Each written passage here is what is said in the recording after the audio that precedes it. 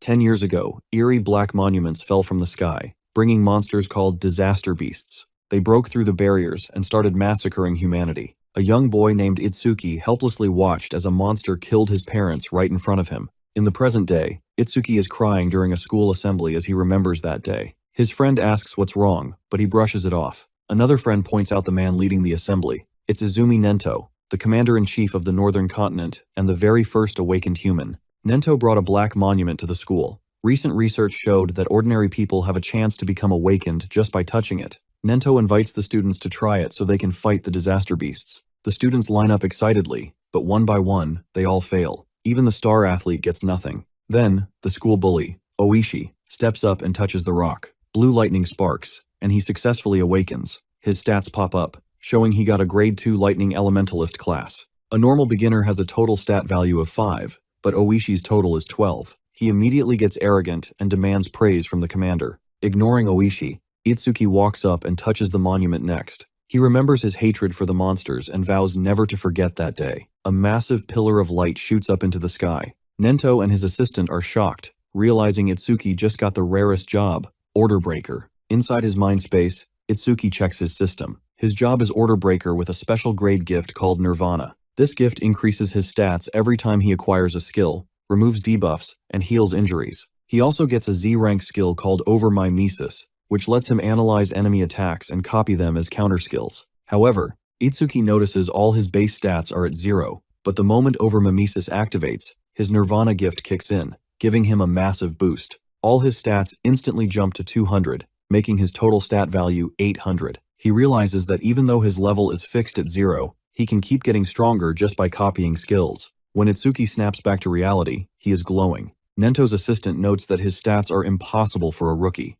and Nento agrees that Itsuki is the strongest new awakening in history. The students start cheering for Itsuki, which makes Oishi incredibly jealous. Angry that his spotlight was stolen, Oishi attacks Itsuki from behind with his new C-rank lightning skill, Silver Serpent. As the attack comes close, Itsuki's Overmimesis skill activates and starts analyzing the lightning. Because of his massive agility stats, Itsuki easily dodges the attack, moving so fast that he instantly appears right behind Oishi. Itsuki grabs the terrified bully by the shoulder and tells him he's lucky he's human, or he would have killed him 100 times over. Meanwhile, the analysis reaches 100%. Itsuki gets pulled back into his mind space as he acquires the C-rank skill Thunderbreaker. This skill lets him absorb lightning attacks to boost his own agility. Since he gained a new skill, his Nirvana gift triggers again. It gives him 10 more points to every stat, pushing his total up to 840. Itsuki returns to the real world covered in lightning that is much stronger than Oishi's. Suddenly, the sky turns dark. A black monument falls directly onto the school grounds. Nento's assistant quickly orders an evacuation, realizing the monsters are targeting Itsuki because of his massive awakening. The students panic and run, but Itsuki stays behind. His friends try to pull him away, warning him that he's just a rookie and will die if he fights. Itsuki just smiles, his eyes glowing red. He tells them to trust him and walks toward the smoke. A monster steps out of the monument. Itsuki instantly recognizes it as the exact same type of monster that killed his parents 10 years ago. The system shows the enemy is a level 8 skeleton soldier with a B-rank fire skill and a total stat value of 295. Itsuki calls himself lucky, ready to fight his first battle as an awakened and get his revenge. Itsuki decides to test his newly acquired Thunderbreaker skill. Cloaked in lightning, he charges at the skeleton soldier, declaring he won't let anyone else die today. With a massive crackling strike, he sends the level 8 monster flying backward, crashing it straight through the walls of the school building. The students and Nento's assistant are stunned that a level 0 rookie just overpowered a disaster beast. However, Nento knows the fight isn't over. He points out that the monster has high defense and a deadly skill called Bonefire that turns flesh into ash. Oishi, the bully, laughs from the sidelines, fully expecting Itsuki to burn to death. The skeleton blasts Itsuki with a torrent of blue flames. Instead of dodging, Itsuki stands his ground and takes the hit head-on. System notifications pop up as his Overmimesis skill analyzes the Bonefire. Itsuki realizes the analysis speed increases drastically when he takes a direct hit. As the flames burn his skin, the intense pain triggers a flashback of his mother dying to the exact same blue fire 10 years ago. Just as the assistant assumes Itsuki is dead, the analysis hits 100%. A massive blue lotus blooms from the fire. Itsuki acquires the level 2 skill, Black Wall, which allows him to generate ice armor that blocks fire attacks. Immediately, his Nirvana gift activates. adding 20 points to all his stats and pushing his total to 920. More importantly, the system completely heals his burns and removes all debuffs. Itsuki steps out of the inferno completely unharmed. The crowd is baffled, wondering how a lightning user also possesses such a miraculous self-healing ability. The beast lunges forward with another fire attack, but Itsuki activates Black Wall. Dark ice forms over his body, acting as absolute armor that completely negates the blue flames. Moving at speeds that look like teleportation, Itsuki shapes the ice on his arm into a massive blade and slices the skeleton soldier in half, freezing and destroying it instantly. His friend rushes over to celebrate the victory. A moment later, Nento approaches. He tells his assistant to handle the cleanup and informs the principal that he is taking Itsuki with him. The students are completely shocked, knowing Nento's only other student is Teiwajin, widely known as humanity's strongest awakened. Nento takes Itsuki aside and asks why his heart is so filled with hatred. Itsuki explains that he watched disaster beasts murder his parents when he was a child. Since that day, his left eye hasn't shed a single tear, but his right eye cries on its own, constantly reminding him of his grudge. Hearing this, Nento offers to sponsor him into the Salvation League, the official global army of awakened, known as saviors. Nento explains that saviors get massive paychecks and the best training resources in the world in exchange for fighting on the front lines. Itsuki doesn't care about the money. He just wants to slaughter monsters and immediately agrees. Nento warns him that he first has to pass the National Salvation League tournament, a massive exam where only the top 100 out of 10,000 participants become saviors. When Itsuki asks about the all-time point record, Nento reveals it's 115,000 points, set by his former student Teiwajin 11 years ago. Without missing a beat, Itsuki declares he will surpass Jin. Nento smiles, excited that a new prodigy has finally appeared to challenge the strongest. Nento then brings Itsuki to a massive dome facility on the edge of the city. He explains that monuments are actually portals to the monster world. Instead of destroying this one, they built a facility around it to contain the beasts and use them as a combat training stage. This specific area is notoriously dangerous, earning the nickname Rookie's Graveyard. Nento pulls up a system record showing that Jin cleared this exact stage in 3 minutes and 14 seconds when he was just a rookie. Looking Itsuki in the eye, Nento issues a challenge. If Itsuki can clear the stage in under 3 minutes, he will officially make him his student. Walking into the training facility with Nento, Itsuki immediately draws attention from the crowd. He walks right up to the receptionist and asks to enter the level 10 stage alone. Seeing his level 0 badge, she thinks he's just trying to hit on her and warns him that entering the stage is practically suicide. Itsuki completely ignores her warnings and gives her a terrifying glare, forcing her to quickly approve his entry. As soon as Itsuki steps inside, a giant timer starts ticking down from 3 minutes. He finds himself in a massive forest area and is instantly ambushed by a level 4 tree monster called a Kodama. Using his Black Wall skill, Itsuki creates an ice axe and effortlessly slices the monster in half. He easily chops down a few more, wondering if this is really all a level 10 stage has to offer. Suddenly, his system alerts him to a B-rank skill called Self-Regeneration. The Kodama he just sliced in half rapidly pieces itself back together, evolving into a level 10 regenerated Kodama with a total stat value of 450. His overmimesis instantly starts analyzing the regeneration skill. Realizing the monster will just keep healing, Itsuki decides to mince it to pieces. He creates an ice blade and rapidly slices the beast. Noticing that every time it regenerates, his analysis speed increases. He intentionally uses a mix of Black Wall and Thunderbreaker to constantly damage the beast and dodge its attacks, forcing it to regenerate over and over. However, constantly using his skills drains his magic fast. Itsuki gets pushed to his limit, and right as the monster lunges for a fatal strike, his magic hits 0. But overmimesis doesn't require magic to finish. The analysis hits 100%, granting him a new skill called Lotus Burst. Immediately, his Nirvana gift triggers, giving him 20 more stat points and completely restoring his depleted magic to full. With his mana back, Itsuki activates Lotus Burst. A massive explosive lotus blooms, instantly incinerating the giant tree monster to ashes. Outside the stage, the receptionist is worried that Itsuki hasn't come out yet. Suddenly, the giant screen flashes green, announcing a new clear record. The crowd is left speechless as the board shows Itsuki cleared the stage in exactly 2 minutes and 14 seconds. He beat the strongest human's rookie record by an entire minute. Itsuki steps out of the stage covered in green monster blood but completely uninjured. He looks at Nento and asks if he can officially be his student now, and Nento proudly agrees. The blushing receptionist apologizes for doubting him earlier and hands him a special reward box for breaking the record. Nento's assistant tells Itsuki not to get cocky, pointing out that normal stages are too easy for him now. Nento decides Itsuki is ready for advanced stages. The assistant explains that while normal monsters just move on instinct, advanced stages contain intelligent disaster beasts that actually have unique jobs and stats, making them incredibly deadly. Hearing this, a terrifying aura leaks from Itsuki. With glowing eyes, he casually asks if intelligent monsters have pain receptors, clearly eager to torture them for his revenge. They decide his next destination is the advanced stages in North District 4. Meanwhile, the others awakened in the lobby are terrified of that specific district. They whisper rumors that any awakened who enters North District 4 goes missing. The area is completely controlled by Kinoshita Reiji, the arrogant son of the district governor. Reiji is seen relaxing with a glass of wine, bragging to his bodyguards that he owns all the stages in the district and doesn't have to follow the rules of commoners. Itsuki opens the reward box to find a glowing green gem. He shows it to Nento and Choha, who immediately recognizes it as an intermediate karma stone. She explains that when monsters die, they drop karma, which acts like experience points for awakened to level up. Usually, the killer absorbs it directly, but since Itsuki's level is permanently fixed at 0, he couldn't absorb the karma from his previous fight, causing it to clump together into this rare stone. Before heading off to a global commander-in-chief meeting,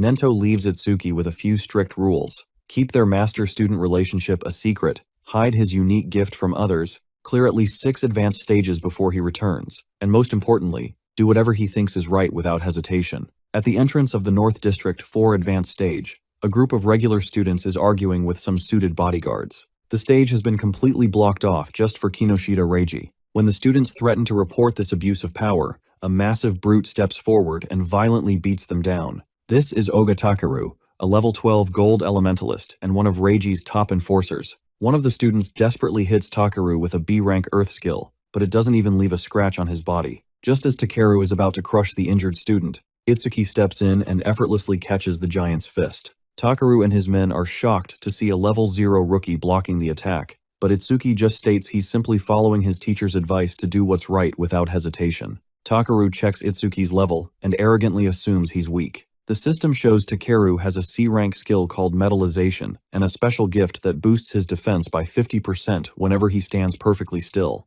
Itsuki dashes in for a quick punch, but Takaru metallizes his arms to block it. Itsuki's base stats are actually much higher, sitting at a flat 250 across the board for a total of 1,000, but he realizes he still lacks the raw power to break through that solid metal armor. The moment Takeru uses his skill, Overmimesis activates. To speed up the analysis, Itsuki cloaks himself in lightning using Thunderbreaker to boost his agility. He unleashes a blindingly fast flurry of punches aimed directly at Takeru's exposed flesh. Overwhelmed by the insane speed and unable to even react, Takaru is forced to activate full-body metallization just to survive. Because he's standing still, his gift activates, pushing his defense well past 500 and making him an impenetrable metal wall. Itsuki quickly deduces that a full-body transformation must be rapidly draining Takeru's magic stats. But rather than just dodging and waiting for him to run out of mana, Itsuki decides to end things on his own terms. His analysis hits 100%, and the signature Blue Lotus blooms. Itsuki acquires a new level 1 skill, Clear Orb. This skill fires a slow-moving sphere that completely ignores all enemy defense. Right on cue, his Nirvana gift kicks in again, pushing all his stats up to 260 and healing his fatigue. Itsuki summons the Clear Orb in his hand. The attack only moves at 1 meter per second, making it incredibly easy to dodge. But since Takeru has to stand perfectly still to maintain his absolute defense, he's basically just a giant metal sandbag. Itsuki points his finger and fires the orb, ready to effortlessly shatter the bully's prized armor. Takaru laughs at the tiny ball floating toward him. He refuses to dodge, confident that a level 0's attack can't break his absolute defense. The orb touches him and instantly obliterates his entire right arm. Blood sprays everywhere as Takaru screams in agony. Itsuki casually reminds the giant that he warned him to dodge. He explains that since Takeru is human, he settled for the arm, but if he were a monster, he would have aimed for the neck. Itsuki tells the terrified bodyguards to take their boss to the hospital and get lost. The crowd cheers for Itsuki. A few students ask to form a party with him, offering a healer who can restore his magic so he can spam the orb. They warn him that the monsters inside the Flaming Rock execution ground have defense just as high as Takeru. Hearing this, Itsuki gets excited. The Clear Orb's passive increases its flight speed every time he kills an enemy with higher defense. He rejects the team-up offer and enters the level 15 advanced stage, completely solo. Inside the stage, Itsuki is immediately surrounded by level 9 stone statues. Their special gift converts all their magic into defense, giving them nearly 300 defense points. Itsuki fires a clear orb. It effortlessly pierces through a statue, killing it instantly. The system triggers the passive, increasing the orb's flight speed by 100%. He keeps firing, taking down more statues and continuously stacking the speed multiplier. After a few kills, Itsuki checks his stats. Each orb costs 50 magic, and he only has enough mana left for 2 more shots. He sees 2 statues charging at him, along with a hidden boss yet to reveal itself.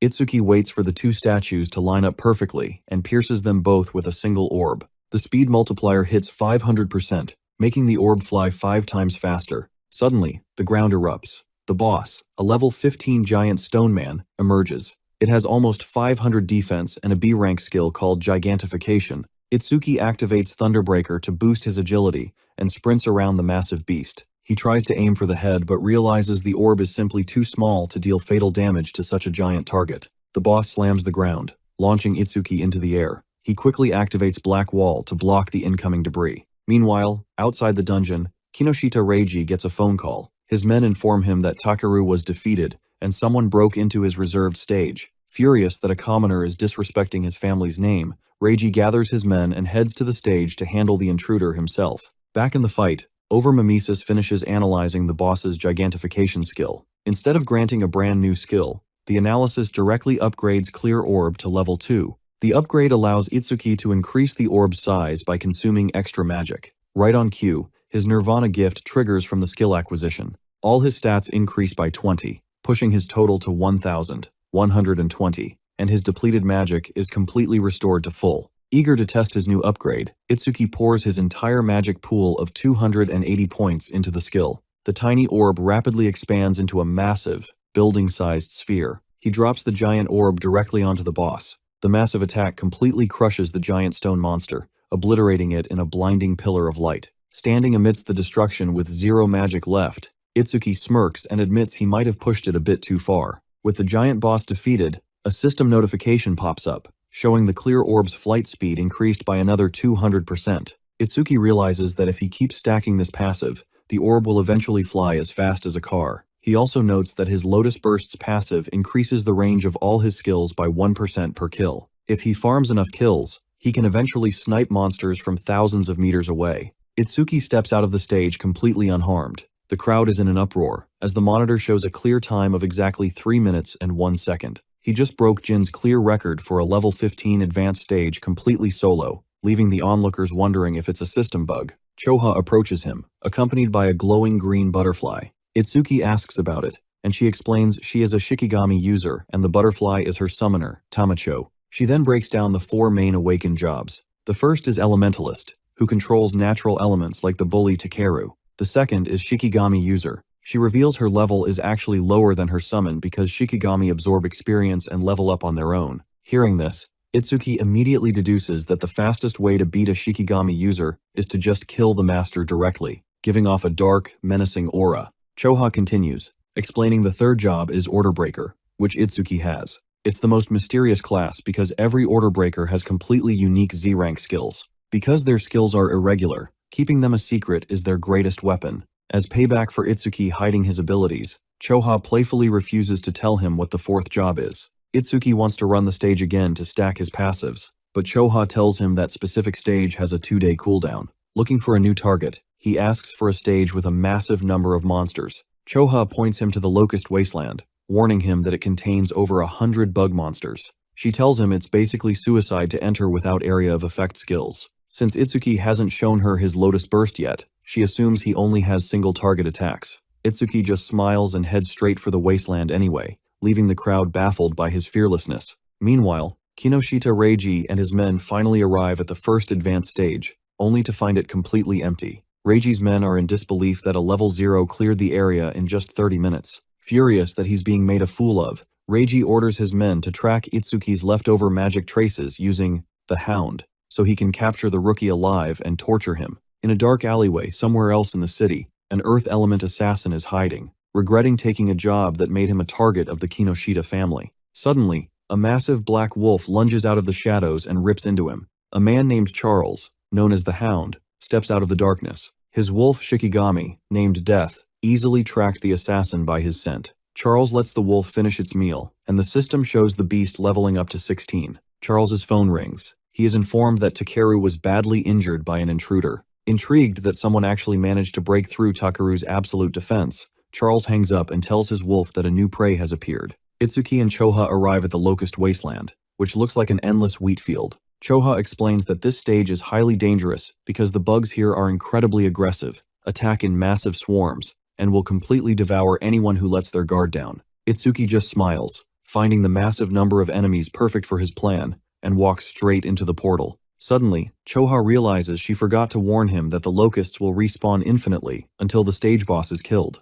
She tries to run in after him, but is abruptly confronted by Charles and his giant wolf. Inside the stage, Itsuki is immediately surrounded by thousands of level 1 and 2 evil locusts. Since they are all clustered together, he casually activates Lotus Burst. The massive explosion incinerates a huge chunk of the swarm. System notifications flood his vision as the Lotus Burst passive triggers over 100 times, increasing all his skill ranges by 110% in a single attack. He keeps spamming the explosive skill, slaughtering wave after wave and pushing his range multiplier higher and higher. However, no matter how many he kills, the swarm doesn't thin out. Mimesis suddenly detects a C-rank skill called Mother's Will. Itsuki realizes the stage has a hidden boss that is infinitely reproducing the level 1 bugs. He is down to his last 50 magic points, and the swarm is still pouring in. Just as he's about to run out of mana, the analysis hits 100%. Itsuki acquires the level 1 skill Magic Detection, which scans for enemy magic within a 100 meter radius. Thanks to his stacked Lotus Burst passive, the detection range is multiplied to over 1,100 meters. Even better, the skill's passive effect restores 10% of his magic every time it detects an enemy unit. Because he is surrounded by thousands of bugs, his magic instantly fills back up to maximum. With his mana completely restored, Itsuki uses magic detection to pinpoint the level 13 Queen Locust hiding deep underground. The queen tries to use her swarm as a meat shield, but it's completely useless. Itsuki fires a clear orb. Boosted by the massive range multiplier, the orb flies over 120 meters, effortlessly piercing through the swarm and the ground to assassinate the queen in one hit. With the boss dead, the remaining locusts fall into chaos. Itsuki casually burns the rest of them to ashes, pushing his skill range passive to an insane 1,210%. He picks up another Karma Stone and exits the stage, setting a new clear record of 17 minutes. Expecting Choha to playfully scold him for taking so long, Itsuki walks out of the portal with a smile and apologizes for worrying her, but his expression instantly turns to pure rage. Standing right outside the gate is Charles, holding a severely beaten and bleeding Choha by the throat. Realizing Itsuki survived the stage solo, Charles gives a menacing grin and confirms he's the exact target Reiji is looking for. Charles mocks Itsuki, calling him a mere level 0 rookie. Itsuki tells him to take his filthy hands off Choha, promising to only half kill him if he complies. Shocked by Itsuki's sudden burst of lightning speed, Charles panics and summons his massive black wolf Shikigami, Death, to intercept. The moment the beast appears, Mimesis triggers and begins analyzing the B-rank Deathhound. Charles brags that his wolf's bite can crush any defense under 30. Itsuki just casually raises his arm and blocks the giant jaws with his black wall ice armor, completely shattering the beast's fangs. He then punches the wolf, killing it instantly, while reminding Charles that a Shikigami user is defenseless without their summon. However, Charles just smirks. He reveals that Death possesses a B-rank skill that drastically reduces its respawn time. The wolf instantly revives from the shadows and lunges at Itsuki's blind spot.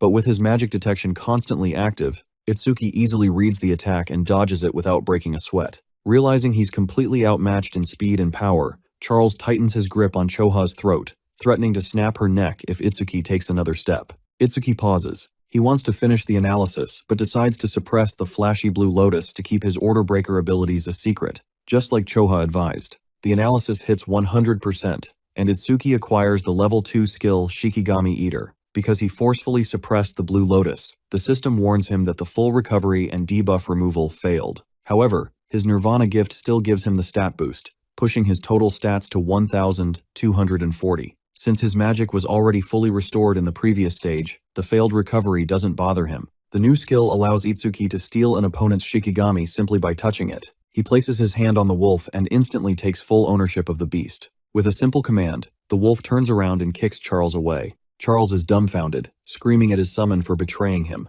Itsuki demands he step away from Choha. Charles questions why Itsuki is targeting him, revealing he is Charles the Hound and was sent under Kinoshita Reiji's orders to capture him for trespassing on a reserved stage. Desperate, Charles tries to command the wolf to bite off Itsuki's legs. Instead, the wolf lunges and bites Charles. Using the Thunderbreaker, Itsuki dashes in and safely snatches Choha out of his grasp. Itsuki praises the wolf and promises to return the pain Charles caused Choha 100 times over. Charles drops to his knees, begging for his life and offering to team up to lure Reiji into a trap. Itsuki pretends to think it over, calling it a good proposal. Thinking he found an opening, Charles pulls out a hidden dagger and launches a surprise attack. Itsuki effortlessly blocks the blade with an ice shield, stating he is more than capable of killing Reiji by himself. Itsuki turns to the wolf and tells it that it's mealtime, ordering it to give Charles the exact same treatment he gave Choha. Charles screams and begs as his former pet brutally devours him. With the assassin dead, Itsuki looks out into the empty distance. He casually mentions that he knows someone has been watching him ever since he left the stage and orders them to finally show themselves. A hooded guy steps out of the wheat field with his hands up, nervously telling our boy that he isn't an enemy. He introduces himself as Iberia and says he watched the whole fight. Itsuki completely ignores him and starts walking away with the unconscious Choha in his arms. Iberia desperately tries to get his attention by offering karma stones or weapons as payment for his help. Hearing the word weapons, Itsuki stops. Iberia notices Choha's injuries and pulls out a glowing green bandage to heal her. He explains it's a rare karma tool crafted from monster parts, since modern firearms are useless against disaster beasts. He then goes on a long rant about how karma tools are ranked from normal to unique, and how the crafters who make them are highly respected. Iberia proudly reveals his dad is actually the crafter king of the northern continent, having made 3 of the only 10 unique karma tools in existence. Our dude ignores the bragging and instead inspects the crossbow he looted from Charles. Iberia points out it's a rare karma tool called the Hunter's Crossbow that boosts agility by 50. He shows Itsuki how it conveniently stores itself away in the system until needed. Getting back to business, Iberia asks Itsuki to team up for the National Salvation League preliminaries tomorrow. He explains that Kinoshita Reiji is monopolizing the local stages to guarantee a top 10 spot, and has already bought off almost all the strong participants. Iberia's dad promised to give him a powerful karma tool, but only if he passes the preliminaries without relying on his family's influence to get carried. Desperate for a strong partner, he tracked down Itsuki after hearing rumors of him beating Oga. Since they both have a target on Reiji's back, our fellow agrees to the team-up.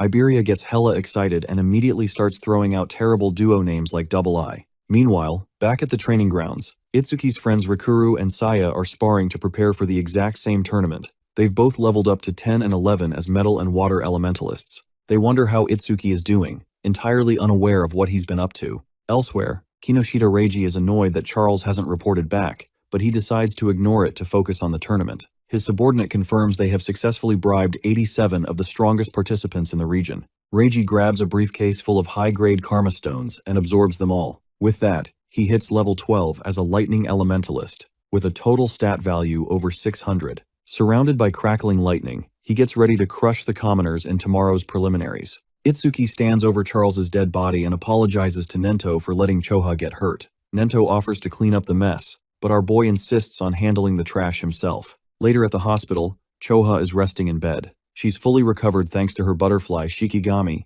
and the rare karma tool bandage Iberia used on her. Iberia finally puts 2 and 2 together and realizes Nento is the big shot commander-in-chief. Choha casually points out that Iberia must be the son of the famous crafter king, Aiden. Our dude Iberia gets so nervous trying to act cool that he accidentally claims to be Aiden's father before awkwardly correcting himself. Nento thanks Iberia for saving Choha and promises to visit his dad with Itsuki after the tournament. As they leave, Nento reveals a harsh truth. Because of his childhood trauma, our fellow gets hella self-destructive when fighting monsters. The only way to calm his impulses is to give him someone to protect, which is exactly why Nento assigned Choha to be his friend. Nento also drops the bombshell that the monster attack at Itsuki's school wasn't random. It was a planned hit by human traitors working with the disaster beasts to assassinate commanders. Nento firmly believes Itsuki will become humanity's light of hope in the coming war.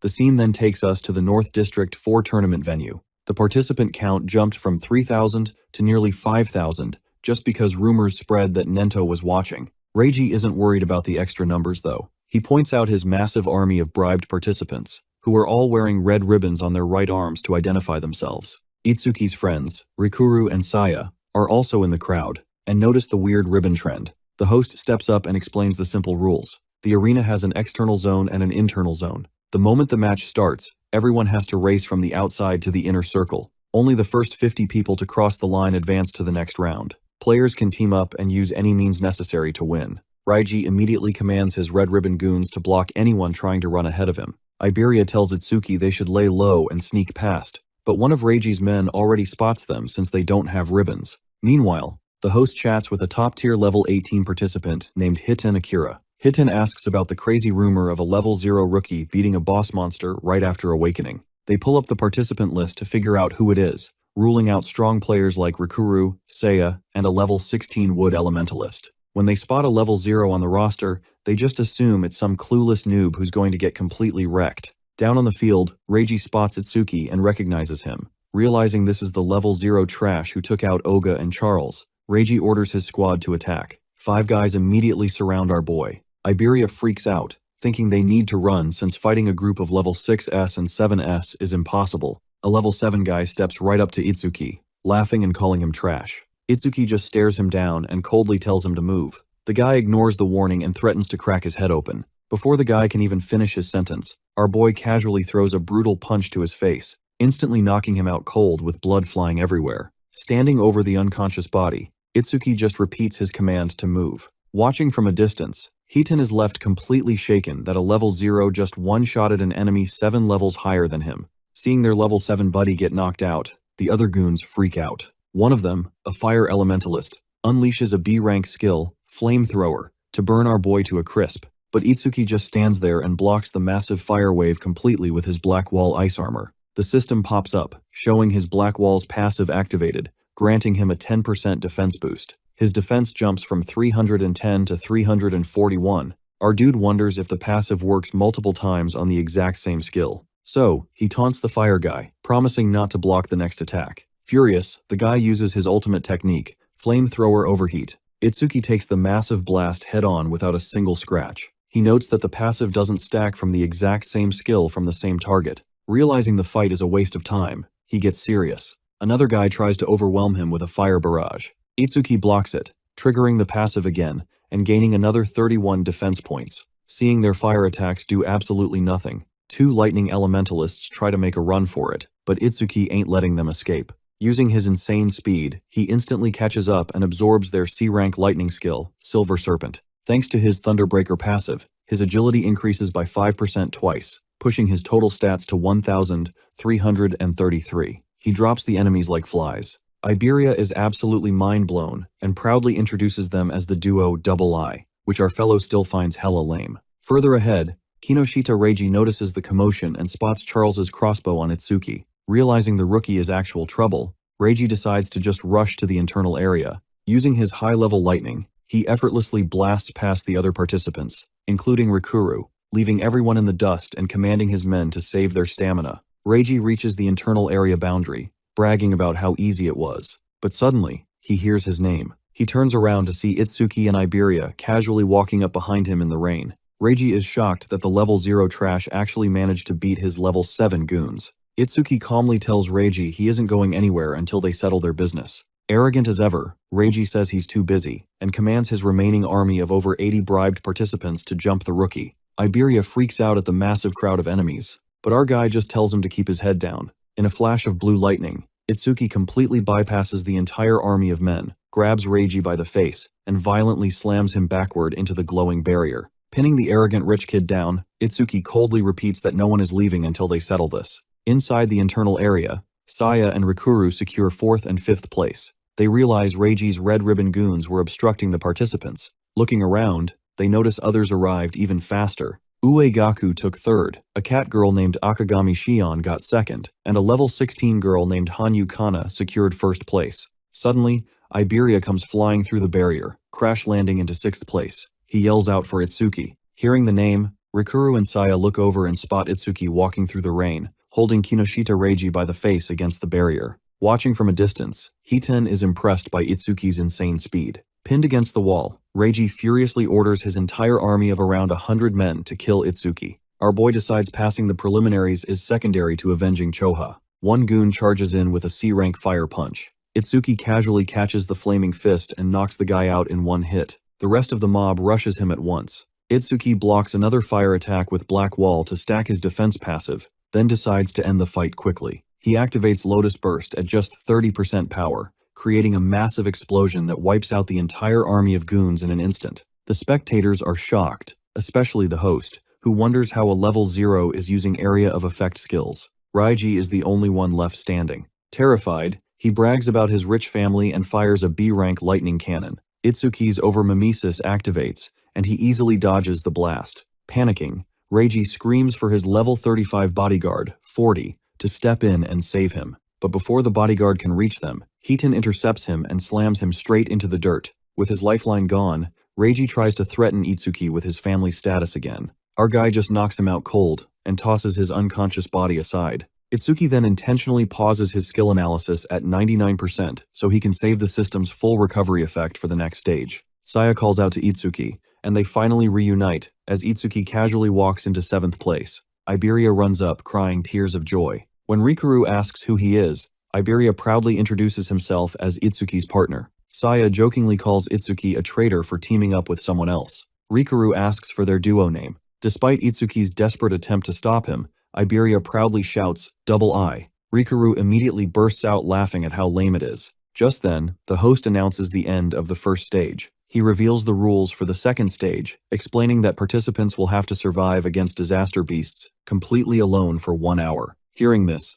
Iberia freaks out, since he can't rely on Itsuki's protection anymore. Meanwhile, Hiton smiles, looking forward to seeing what the top rankers can really do. The remaining participants gather inside a gloomy indoor arena for the second stage. Rikuru and Saya ask Itsuki how he manages to be so strong despite his level being permanently fixed at 0. Our boy quickly makes up an excuse, saying his teacher forbade him from telling anyone since order breaker skills are considered state secrets. Up on a high balcony, the host, Fujiwara Soryu, stands alongside Hiton and Nento to explain the rules. In this stage, participants will fight disaster beasts of varying difficulties to earn kill points. Beginner for 100 points, normal for 500, hard for 1000, and nightmare for 5000. The points earned here will carry over directly to the main tournament. Hearing this, our fellow realizes this is the perfect opportunity to rack up enough points to surpass Jin's all-time record. An arrogant level 13 participant named Uegaku immediately starts talking trash. He claims he's going straight for the nightmare class and mocks Itsuki, loudly assuming the level 0 got carried through the first stage and will die instantly to even a beginner monster. Itsuki completely ignores the trash talk and casually asks the host if Nightmare is the highest difficulty available. The trials officially begin in separate, enclosed spaces for each participant. Itsuki's first wave is a pack of 10 level 1 Mad Dogs of Calamity. He activates his Black Wall ice armor and instantly obliterates the entire pack in exactly 1 second. Up in the monitoring room, Hiton is highly amused by Itsuki's speed, but the host brushes it off, saying anyone could kill level 1 beasts that fast. The next opponent spawns, a level 8 normal class salamander. The host confidently states that a level 0 will surely struggle against an enemy 8 levels higher. The beast unleashes a massive torrent of flames. Instead of dodging, our dude just stands completely still and takes the blinding fire attack head on. The hosts panic, thinking he's dead, but the smoke clears to reveal Itsuki entirely unscathed. He deliberately tanked the attack to trigger his Black Wall passive, gaining a free 10% boost to his defense and pushing his total stats to 1,395. After getting his free points, he effortlessly kills the beast in just 5 seconds. Without hesitation, Itsuki skips his 1-minute break and summons the hard-class enemy, a level 10 Eliki Rhino. The host notes that to beat this beast, a participant must cleverly use speed to dodge its deadly double physical lightning horn attack. But instead of dodging, our boy decides to use the Rhino as a literal crash test dummy. He lets the massive beast charge and slam its glowing horn directly into his chest. Itsuki easily tanks the hit with his absolute defense, while simultaneously absorbing the lightning to trigger his Thunderbreaker passive, giving himself a free 5% agility boost. Realizing that attacks from level 10 beasts can't even leave a scratch on him, Itsuki casually swings his ice-coated arm and slices the giant rhino in half. He clears the hard-class beast in a mere 7 seconds. Up in the monitoring room, the host and Hiton are absolutely sweating. Itsuki has cleared 3 waves in under 15 seconds total,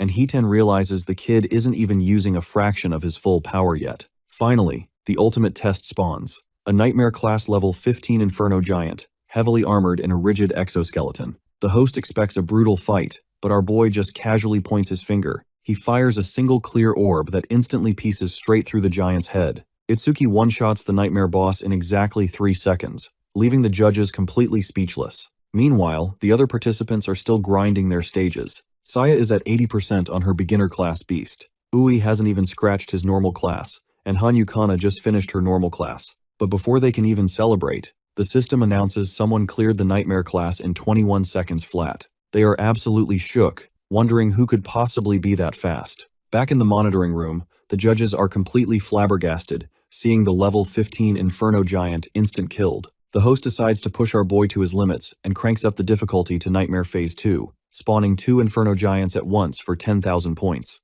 Our dude isn't phased at all. He just fires another clear orb and instantly headshots the first giant. But the host smirks, noting a fatal flaw. Turns out, these massive giants have a racial trait that makes them speed types, despite their huge bodies. The second giant easily dodges the slow-moving orb. The host assumes Itsuki is out of options, since his attack is too slow to hit from a distance. But our fellow just smiles. If the orb is too slow, he just needs to close the distance himself. He activates Thunderbreaker, cloaking his body in lightning to massively boost his agility. The host panics, thinking Itsuki is going to get crushed as the giant slams its massive fist down. However, Itsuki effortlessly dodges the strike, completely vanishing from its sight. Appearing right behind its neck, our boy fires a point-blank clear orb, executing the second boss and clearing the phase in just 12 seconds. Watching this, Choha gets hella fired up and happily cheers for Itsuki. Everyone in the monitoring room gives her a weird look, making her go full tsundere as she stammers and pretends she was just worried about humanity's future.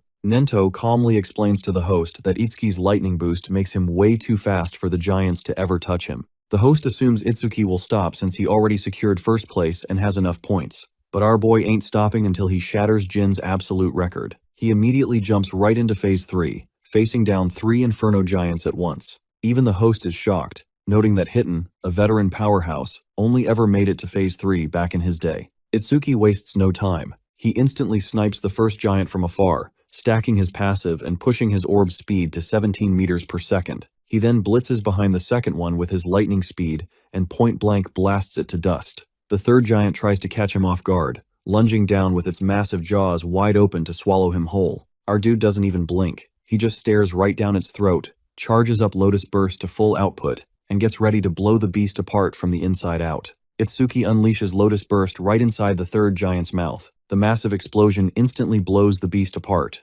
clearing the phase and adding 15,000 points to his score, while pushing his skill range passive to 1,101%. However, using the huge attack completely drains his magic down to 0. But right as Phase 4 begins, 4 new Inferno Giants spawn into the arena. His magic detection passive immediately kicks in. Since the skill restores 10% of his mana per enemy detected, spotting the 4 new giants instantly recovers 40% of his magic pool. Up in the monitoring room, the host notes that besides Jin, humanity's strongest, no one has ever managed to clear Phase 4. Down below, Itsuki fires a clear orb at one of the giants. As he does, another giant swings its massive iron chains at him. Caught mid-air in a bad posture, our boy can't dodge or block properly and takes a brutal hit, sending him crashing to the ground covered in blood.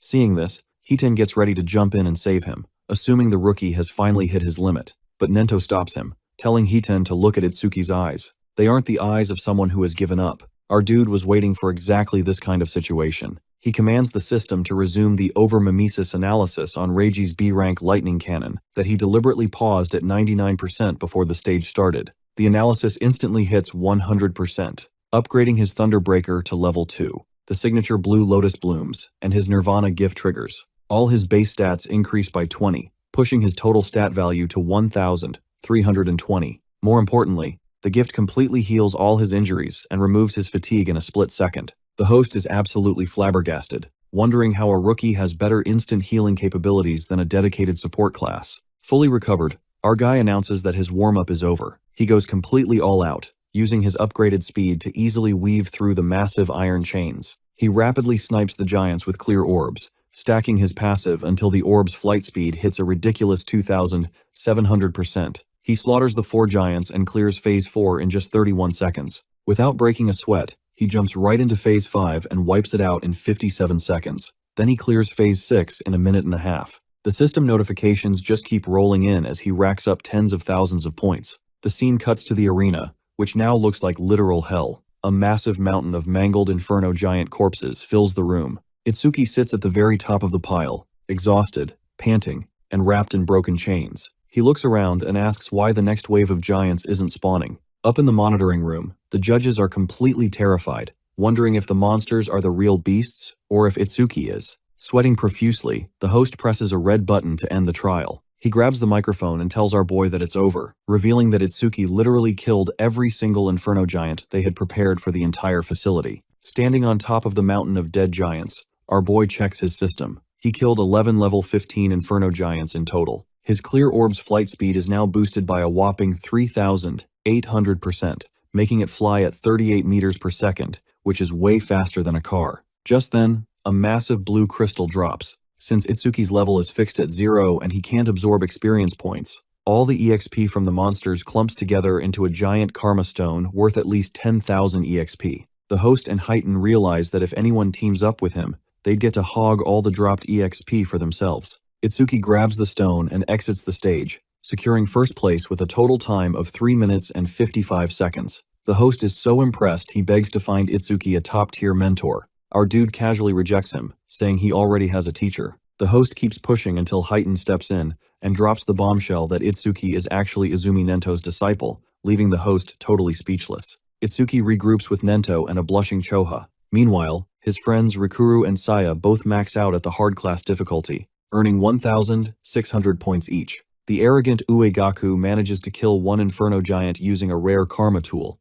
and the cat girl Shion transforms her Shikigami into a massive beast to secure her points. Seeing the Shikigami's power, our fellow decides to feed all his extra EXP to the black wolf he stole from Charles. Iberia finally finishes his run, wearing epic red dragon armor crafted by his dad. The armor gives him massive stat boosts, but has a crazy penalty if worn for more than 15 minutes. He pushed himself to the limit just so he wouldn't drag his new duo partner down. The host announces the final top 10 rankings. Itsuki absolutely dominates first place with an insane 106,600 points. The second place, Hanyu Kana, only has 16,600 points. The crowd is completely mind-blown, noting that even humanity's strongest, Jin, only scored around 60,000 points back in his day. The arrogant Uegaku is left mauling in third place, while Saya realizes just how massive the gap between her and Itsuki has become. With this, the preliminaries officially conclude. The scene then shifts to the South Continent, where their commander-in-chief,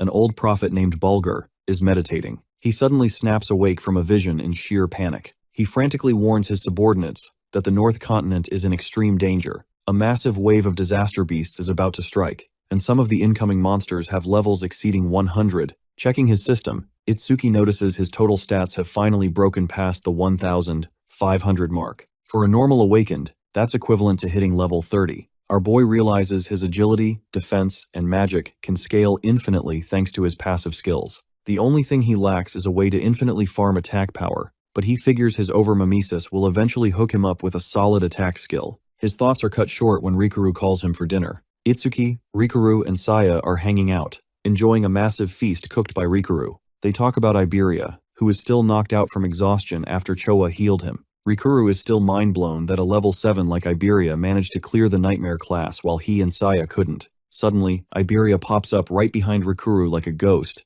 begging for food and scaring the crap out of him. He starts scarfing down the meal and jokes that Rikuru should quit fighting and become a full-time chef because the food is just that good. The mood shifts when Nento asks the group a serious question. What do they fear the most? Rikuru says he's terrified of aging and losing his sense of taste for gourmet food. Saya admits she's deeply traumatized by sickness after growing up surrounded by suffering in a hospital. Nento calmly reassures them that awakened live twice as long as normal humans and almost never catch diseases. Iberia chimes in, saying his biggest fear is falling behind and not being able to fight alongside Itsuki. When they ask our dude what he fears, he gets deep. He recalls the absolute despair, anger, and loneliness he felt after his parents were murdered. But then Rikuru and Saya showed up, offered him a simple meal, and pulled him out of that dark place. Meeting Nento, Choha, and Iberia made him feel like he finally had a family again. Itsuki admits his biggest fear is losing this peaceful life and being left all alone. Nento listens closely and reminds him that a death without regrets is the ultimate goal of all saviors. The next morning, Iberia heads out, promising to see Itsuki at the main tournament. However, the peaceful vibe instantly shatters when Choha comes running in an absolute panic. She drops a top-secret bombshell from the South Continent's prophet. A massive disaster beast invasion is going to hit the North Continent within 3 days, and some of the monsters are over level 100. Nento immediately connects the dots. Since recent monster attacks have been specifically targeting human commanders across the globe, he realizes he is the main target. Choha and Itsuki beg him to evacuate or let them fight by his side, but the stubborn old man completely refuses. Instead, he orders Itsuki to go protect Iberia's dad, the Crafter King Aiden. Our boy instantly realizes Nento is just trying to keep him safe and far away from the actual battlefield. Nento then orders Choha to use the lower-level Awakened to evacuate the civilians, and to rally all Awakened above level 50 for an all-out war. He plans to summon Heighten and face the apocalyptic monster wave head-on in an empty district, where there won't be any civilian casualties.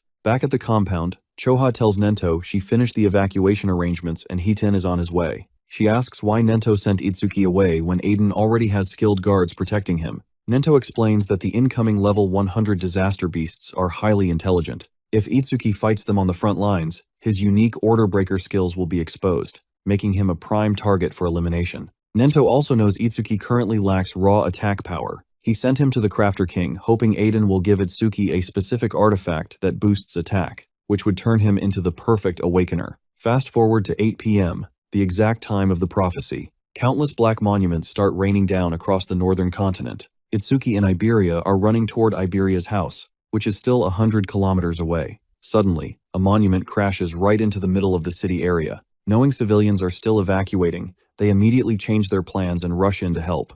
At the crash site, a group of level 15 and 16 Awakeners are struggling against a massive level 21 Flame Golem. The team's tank tries to block an attack using a C-rank rock shield, but the golem instantly vaporizes him with a huge fire beam. The rest of the team panics. A water elementalist tries to attack from behind, but completely misses. Just as the golem is about to burn the remaining Awakeners to ashes, Itsuki jumps in and effortlessly blocks the massive flame wave with his black wall ice armor. Itsuki tells Iberia to focus on evacuating the citizens while he handles the boss solo. The rescued Awakeners are shocked by his ice armor and ask if he's a savior. Itsuki just casually replies that he isn't one yet, but he plans to surpass Teiwajin someday. Facing the level 21 golem, Itsuki remembers Nento's advice. Nento warned him that his clear orb is too slow and takes time to chant, making it risky to use in public. He told Itsuki to keep the black sphere hidden as a trump card. Since he can't use his defense-ignoring orb here, Itsuki decides to just beat the golem down with pure brute force. He activates his Thunderbreaker skill, completely cloaking himself in blue lightning.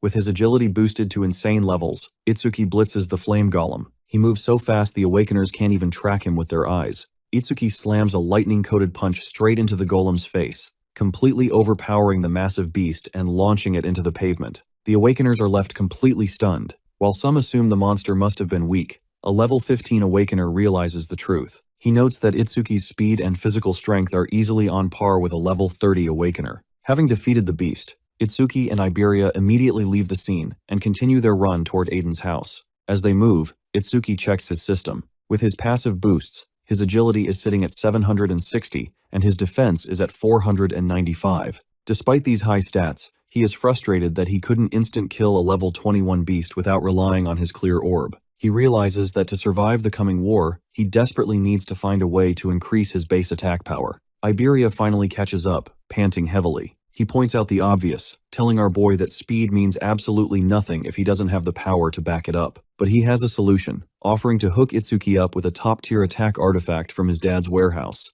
Tired of moving at a snail's pace, Itsuki just grabs Iberia, activates Thunderbreaker, and sprints the rest of the way at blinding speed, leaving Iberia screaming for his life. They eventually arrive at a rundown wooden cabin deep in the woods. Iberia warns Itsuki that his dad rigged the entire perimeter with traps. Using his magic detection, Itsuki senses the hidden magic. Iberia confidently tries to take the lead, but immediately steps right on a trigger plate. The ground shakes as a massive epic-grade iron golem activates to defend the property. Itsuki checks its stats and is surprised to see it has 500 attack and 500 defense, meaning this machine actually hits harder than he does. The golem swings a massive fist at Iberia. Itsuki quickly dashes in, grabs his partner, and dodges the blow. He realizes he can't just blast it with a clear orb, since it's a valuable artifact meant to protect Iberia's dad. Iberia yells out that the golem's power source is the green karmic stone right on its chest. Knowing the weak point, Itsuki activates Thunderbreaker. The golem might have high attack power, but it's way too slow to keep up with our dude's lightning speed.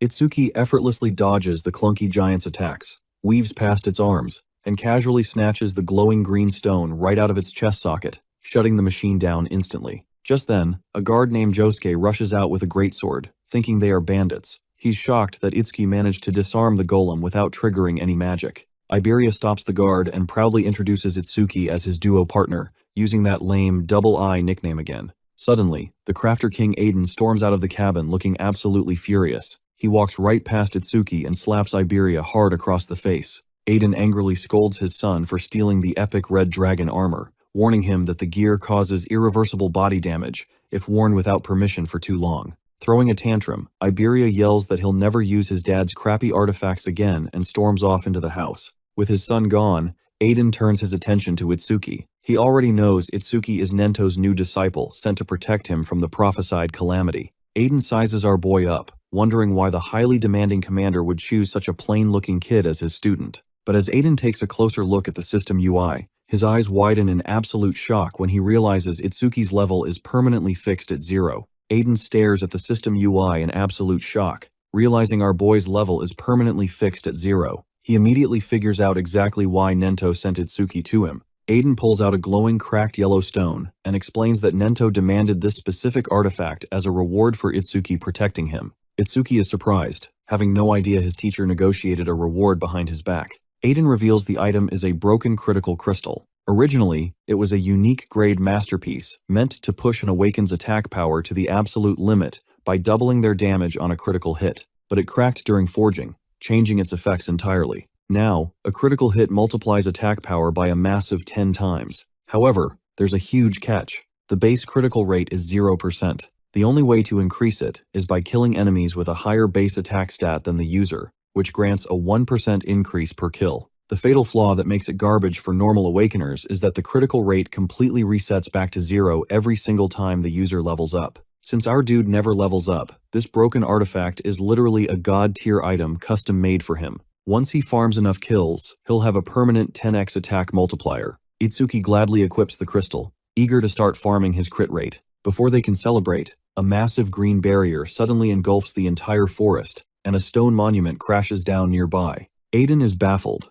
as his location is a highly classified state secret known only to the continent commanders. 8. Level 14. One-horned demons immediately rush out of the woods and charge at them. Itsuki steps up and activates his black wall ice armor. He easily blocks their strikes and slices the beast to pieces with his ice blades. He notes that he could wipe them all out instantly with a Lotus Burst, but he has to hold back his explosive AoE skills so he doesn't catch Iberia and Aiden in the crossfire. Just as he finishes off the small fries, an even larger surge of mana erupts from the trees. A massive level 24 two-horned guardian beast steps out of the shadows, ready to fight. The scene then cuts away to the dark, fiery world of the disaster beasts. A shadowy overlord sits on a throne, confirming that the first wave of lower-class slaves has successfully teleported to the human realm. He speaks to a creepy, multi-eyed demon king named ManhwaCapped. The boss mentions a mysterious Eve he left behind in the human world during his last descent, which has finally located a highly important target. The Overlord orders his forces to capture this target alive. He decides to send a demon general for the capture mission, fearing that sending a full-powered demon king might accidentally destroy the Eve.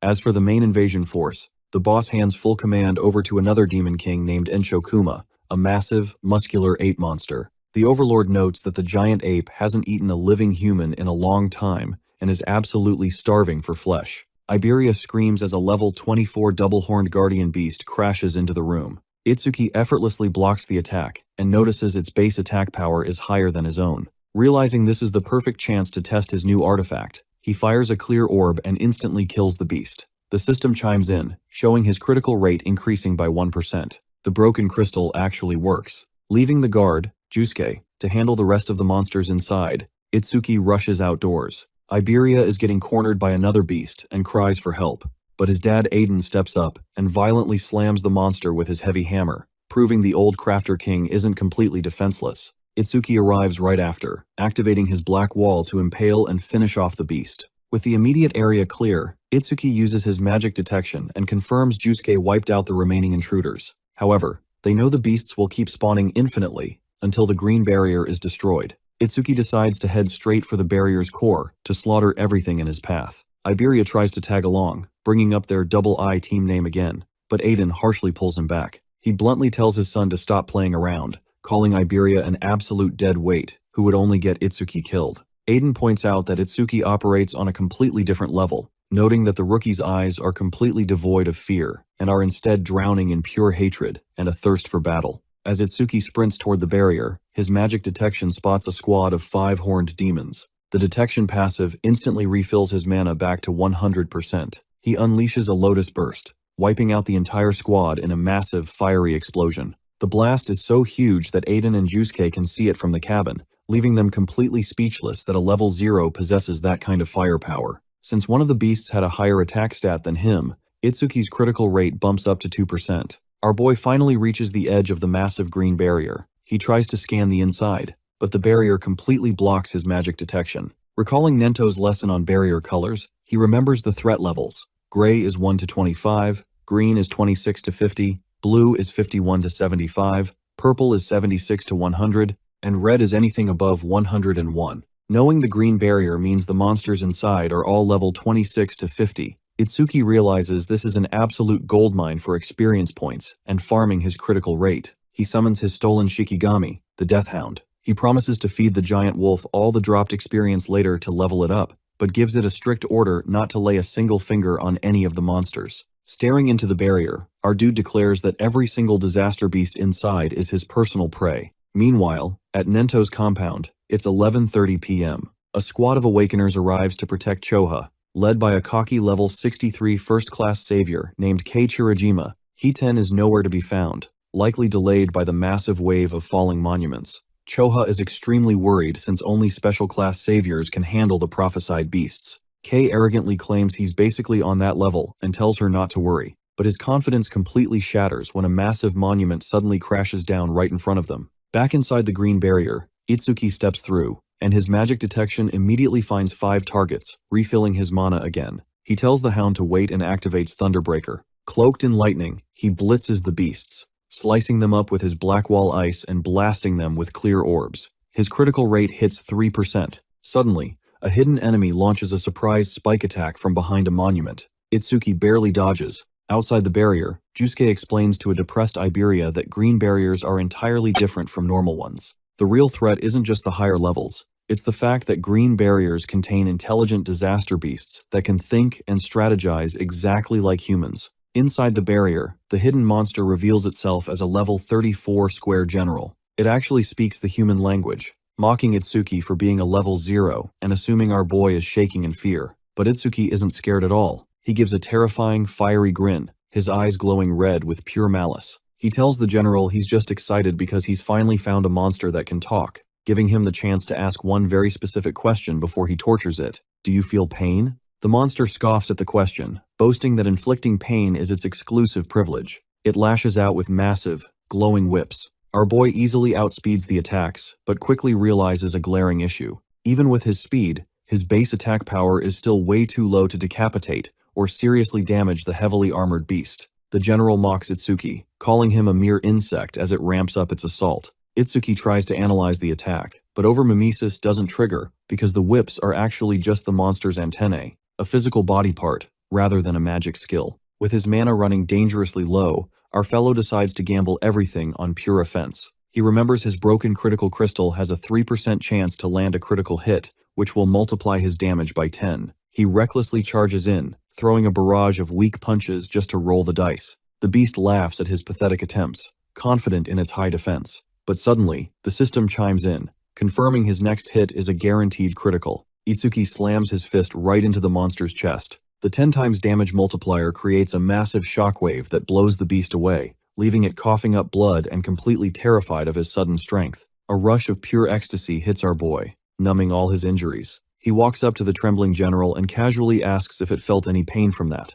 The beast panics, screaming that Itsuki must be cheating with fake stats and calling him a demon. Itsuki just smiles, noting that an intelligent monster's scream of pain is music to his ears, right before he ruthlessly crushes its head. With the boss dead, his critical rate bumps up to 4%, the adrenaline fades, and his injuries start stinging again. The green barrier turns transparent, signaling that all the monsters inside are dead. Itsuki walks up to the central stone monument and casually shatters it with a single punch, completely clearing the area. Before heading back to Iberia, he calls out his Shikigami, Death. The black wolf steps out of the shadows, looking noticeably more massive than before. Itsuki checks the system and sees the hound soaked up enough dropped experience to jump 3 whole levels, reaching level 19 and gaining 150 free stat points. Our dude realizes that the Shikigami's physical size directly scales with its level. Seeing the massive growth from just 3 levels, he grins, eagerly anticipating just how gigantic his new pet is going to get after farming a few dozen more. Meanwhile, at Nento's compound, it's 11:30 p.m. A squad of Awakeners arrives to protect Choha, led by a cocky level 63 first-class savior named K. Hitan is nowhere to be found, likely delayed by the massive wave of falling monuments. Choha is extremely worried, since only special-class saviors can handle the prophesied beasts. K arrogantly claims he's basically on that level and tells her not to worry, but his confidence completely shatters when a massive monument suddenly crashes down right in front of them. A purple barrier forms, and a level 81 Minotaur warrior steps out, locking its eyes straight on Nento. K realizes he is completely outmatched and tells everyone to run. Just as the massive beast swings its weapon to crush them, Hitan finally arrives. The special class savior effortlessly catches the giant's attack with just one hand. Without breaking a sweat, Hitan punches the Minotaur, completely obliterating the level 81 monster in a single blow. K is left trembling at the insane power gap. Choha thinks the crisis is over, but Nento warns them that the real nightmare is just beginning. The purple barrier suddenly turns blood red, signaling the arrival of monsters over level 101.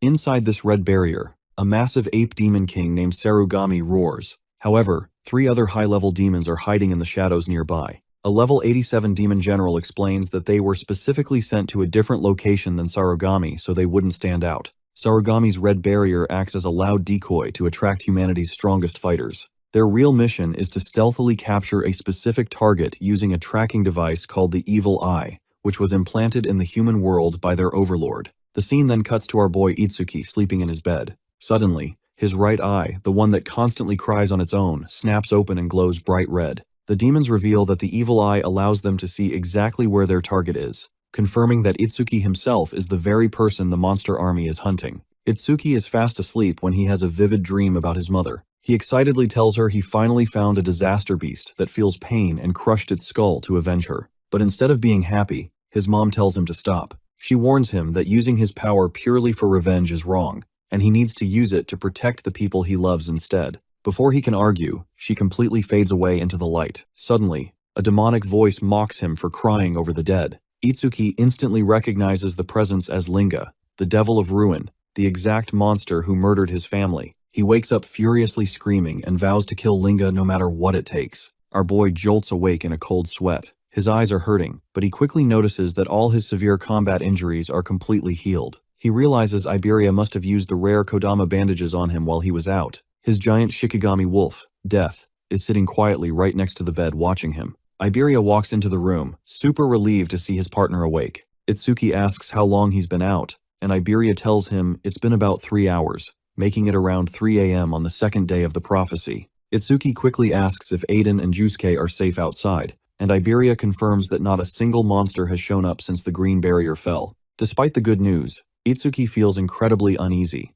The dream felt way too real, and he suspects the disaster beasts are definitely plotting something big in the background. He gets out of bed and decides to go check the perimeter with Jusuke. Outside, Itsuki asks Jusuke if any backup saviors have arrived yet. Jusuke shakes his head. Our dude finds this highly suspicious since Nento promised to immediately dispatch nearby saviors to secure the Crafter King's location. The bad feeling in his gut gets worse as he senses something truly malevolent drawing closer to the cabin. Meanwhile, deep in the woods, a small squad of 3 apprentice saviors is rushing toward Aiden's house. They complain about the remote location, but are eager to finish the escort mission so they can finally get promoted. Suddenly, the squad leader senses a strange vibe from the front and orders everyone to stop. Massive figures emerge from the dark shadows blocking their path. The apprentices draw their weapons, preparing to fight standard disaster beasts. But instead, the level 37 Red Flame Demon King and the towering level 49 White Oni step into the light. The Flame Demon King casually looks down at the terrified saviors and asks if they happen to be heading to the exact same destination. The 3 apprentice saviors are getting completely slaughtered. One of them hits the Red Flame Demon King with a full power fire skill, but the demon just tanks it without a scratch and mocks how fragile humans are. Nearby, the massive white Oni simply crushes another apprentice flat into the ground. Before the flame demon can kill the last female apprentice, the level 87 Frostbite Wraith King steps in. He decides to test a new ability and corrupts the girl, putting her through a process called demonization. This turns her into a completely loyal servant to their overlord, Linga. The Wraith King orders her to hide her identity, go back to the human settlements, and act like the sole survivor of a monster attack, so she can serve as a sleeper agent. Back at the cabin, Iberia tells Itsuki not to worry. He points out that they reactivated his dad's epic-grade iron golem, so they can easily handle any common beast that shows up. But right as he says that, the massive metal golem is instantly blown to pieces before it can even react. The smoke clears, and the 3 high-level demons step out of the trees right in front of them. The system immediately pulls up their stats, revealing the level 37 Red Flame Demon King, the level 54 White Oni, and the level 87 Frostbite Wraith King. Itsuki sizes up the 3 high-level demons, noting the Frostbite Wraith King has an absolutely massive magical aura. The Wraith King tells the others he will capture the target himself and warns them not to damage the demon eye. Hearing this, our boy mistakenly assumes they are targeting Aiden. He immediately steps up and dashes forward, declaring he won't let them pass. The flame demon is caught off guard by Itsuki's insane speed. Meanwhile, the giant white Oni charges straight at Jusuke. Before Itsuki can step in to help, the flame demon fires an A-rank skill called Red Flame Bullet right at him. Itsuki tells Iberia to run and blocks the attack with his Black Wall ice armor. The moment the fire hits, Overmimesis triggers and starts analyzing the A-rank skill. The flame demon laughs, thinking his fire easily melted the weak ice. But as the smoke clears, Itsuki is completely unharmed. Shocked, the demon checks Itsuki's stats. Seeing the fixed level 0, he immediately realizes that Itsuki is actually the target carrying the demon eye. Itsuki summons his death hound Shikigami. The flame demon assumes it's a 2-on-1 fight, but Itsuki just commands the giant wolf to run past the demon to go protect Aiden and the others. Now, stuck in a 1-on-1 against the level 37 boss, Itsuki tries to act weak and exhausted to buy time for his analysis to finish. However, our dude just can't bring himself to act like a coward against a monster. He drops the act and gives the demon a crazy, arrogant grin instead. Pissed off, the flame demon powers up to turn him to ash. Itsuki figures the demon relies on long-range attacks and instantly blitzes into close quarters to land a hit. But the intelligent beast anticipated the rush. The demon deploys a hidden flame shield to cover his close-range weakness. Itsuki punches the shield, causing a massive explosion that blows him backward. Our boy hits the ground hard and takes actual damage. He admits he messed up by underestimating an intelligent disaster beast. Bleeding but still smiling, Itsuki struggles back to his feet. He notes that because the fire skill is A-rank, the overmimesis analysis is taking way longer than usual, as the progress bar slowly ticks past 80%. The 3 demons stare down at the cabin. The level 87 Frostbite Wraith King decides to go capture the target himself and leaves the other 2 to handle the guards, strictly warning them not to destroy the demon eye. Our boy Itsuki immediately steps up to block the level 37 Red Flame Demon King. The demon fires an A-rank skill, Red Flame Bullet. Itsuki blocks it with his Black Wall ice armor, but the intense heat still burns him. The moment the flames hit, Overmimesis triggers and begins the slow process of analyzing the A-rank skill. Checking Itsuki's stats, the flame demon sees the fixed level 0. The demon arrogantly assumes there's no way this weak trash is the demon eye bearer they are looking for, meaning he can just burn our dude to death without holding back. Seeing things escalate, Itsuki summons his massive death hound and orders it to run straight to the cabin to protect Aiden. Stuck fighting the boss alone, Itsuki decides to act weak and dodge to buy time for the analysis to finish. He tries to close the distance to land a hit, but the intelligent beast expertly counters with a hidden flame shield. The resulting explosion blows Itsuki backward, leaving him heavily injured and bleeding on the ground as the analysis slowly ticks past 80%. Meanwhile, inside the workshop, the Wraith King confronts Aiden. The Crafter King refuses to be ordered around and swings his heavy hammer, but the level 87 demon effortlessly encases him in solid ice with a single spell. Just then, Itsuki's Death Hound bursts into the room to help, but the Wraith King completely outclasses it, freezing the giant Shikigami solid in an instant. Watching from the shadows, Iberia is absolutely terrified. Realizing he can't rely on anyone else to save his dad, he sneaks off to grab the epic-grade dragon gear. The Wraith King picks up the frozen Aiden and walks out, stating he'll let the other 2 demons handle the cleanup. Back outside, Itsuki is struggling. He uses Black Wall to cover his badly burned leg with ice just so he can stand. He activates Thunderbreaker to furiously dodge a rapid-fire barrage of flame bullets. Just as the demon fires a deadly piercing bullet to finish him off, the analysis finally hits 100%. Itsuki acquires Black Wall level 3. His Nirvana gift immediately kicks in, granting him 50 free stat points across the board and pushing his total stats to 1,520. More importantly, the system completely heals his severe burns and removes all fatigue in a blinding flash of light. Seeing his ultimate attacks do absolutely nothing to the fully healed rookie, the Flame Demon is stunned. Itsuki casually brushes off the flames. He admits he was planning to just bypass the demon to go save Aiden, but taking all those fire attacks pissed him off because they reminded him of Linga, the monster that killed his parents. With his eyes glowing blood red, our boy declares he's going to ruthlessly crush the Flame Demon right now. Itsuki ruthlessly drags the Flame Demon King across the ground. The level 37 boss completely panics. He desperately tries to crawl away, screaming for the White Oni and the Wraith King to come save him. Itsuki just stands over the pathetic monster, leaking a terrifying, dark aura that takes the shape of a massive demonic dragon. The system chimes in, confirming his next attack has a 100% chance to be a critical hit. Looking up at the level 0 rookie, the Flame Demon realizes he isn't fighting a human, he's fighting a true demon. The Flame Demon King realizes he is completely outmatched by Itsuki's speed and defense. Itsuki toys with the boss, waiting for his broken critical crystal to guarantee a hit. When the system confirms a 100% critical rate, our boy punches his fist right through the demon's chest. The 10x damage multiplier completely obliterates the level 37 boss. As the demon dies, it calls Itsuki a true monster. Itsuki just smiles, feeling a rush of pure ecstasy from hearing the intelligent beast scream in pain. With the boss dead, his critical rate goes up to 4%. He shatters the green barrier's central monument and picks up the massive karma orb left behind. He notices his Shikigami wolf broke out of the ice and leveled up to 20. Elsewhere in the woods, Jusuke finally manages to slice the giant White Oni in half with his greatsword, ending his fight. Back at the cabin, the Wraith King tells the frozen Aiden exactly why that armor is so dangerous. The dragon gear is crafted from the Demon Dragon tribe,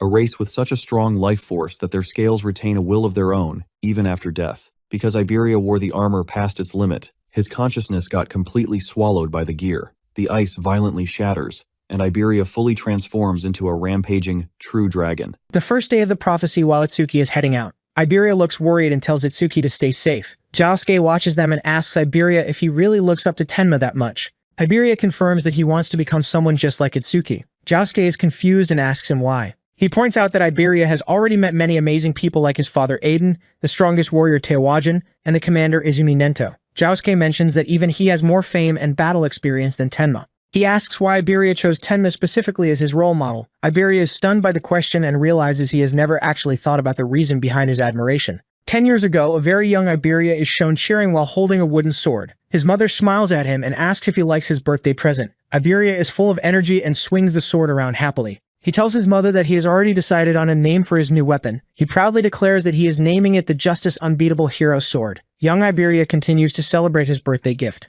He yells that he is awakened and tells the Disaster Beast to prepare. He runs into the courtyard to show everyone his new sword. His parents watch him from the balcony. Aiden asks if Iberia actually has friends to play with. Iberia stands in a circle with other children. He looks very proud. However, the other boys look mean. One boy reaches out his hand toward the sword. He says he is jealous of the present. He asks to see the sword for a little while. Iberia becomes very nervous. The boy points out that Iberia's father is a famous crafter. He claims the father can make as many swords as he wants. The boy promises to give the sword back soon. Iberia feels trapped by the shadows of the other children. He thinks to himself that the sword belongs to him. He knows he should refuse, but he cannot find the words. The lead boy gets very close to Iberia's face. He asks if Iberia is really going to refuse to lend it. Iberia begins to tremble with fear. He gives a forced smile and hands the sword over. The group of boys takes the sword and runs away laughing. They mock Iberia by repeating his words. They yell that they are awakened and tell the Disaster Beast to prepare. Iberia is left standing alone in the large courtyard. He begins to cry and bites his lip. He whispers to himself that they need to give it back. His mother watches the entire event from the balcony.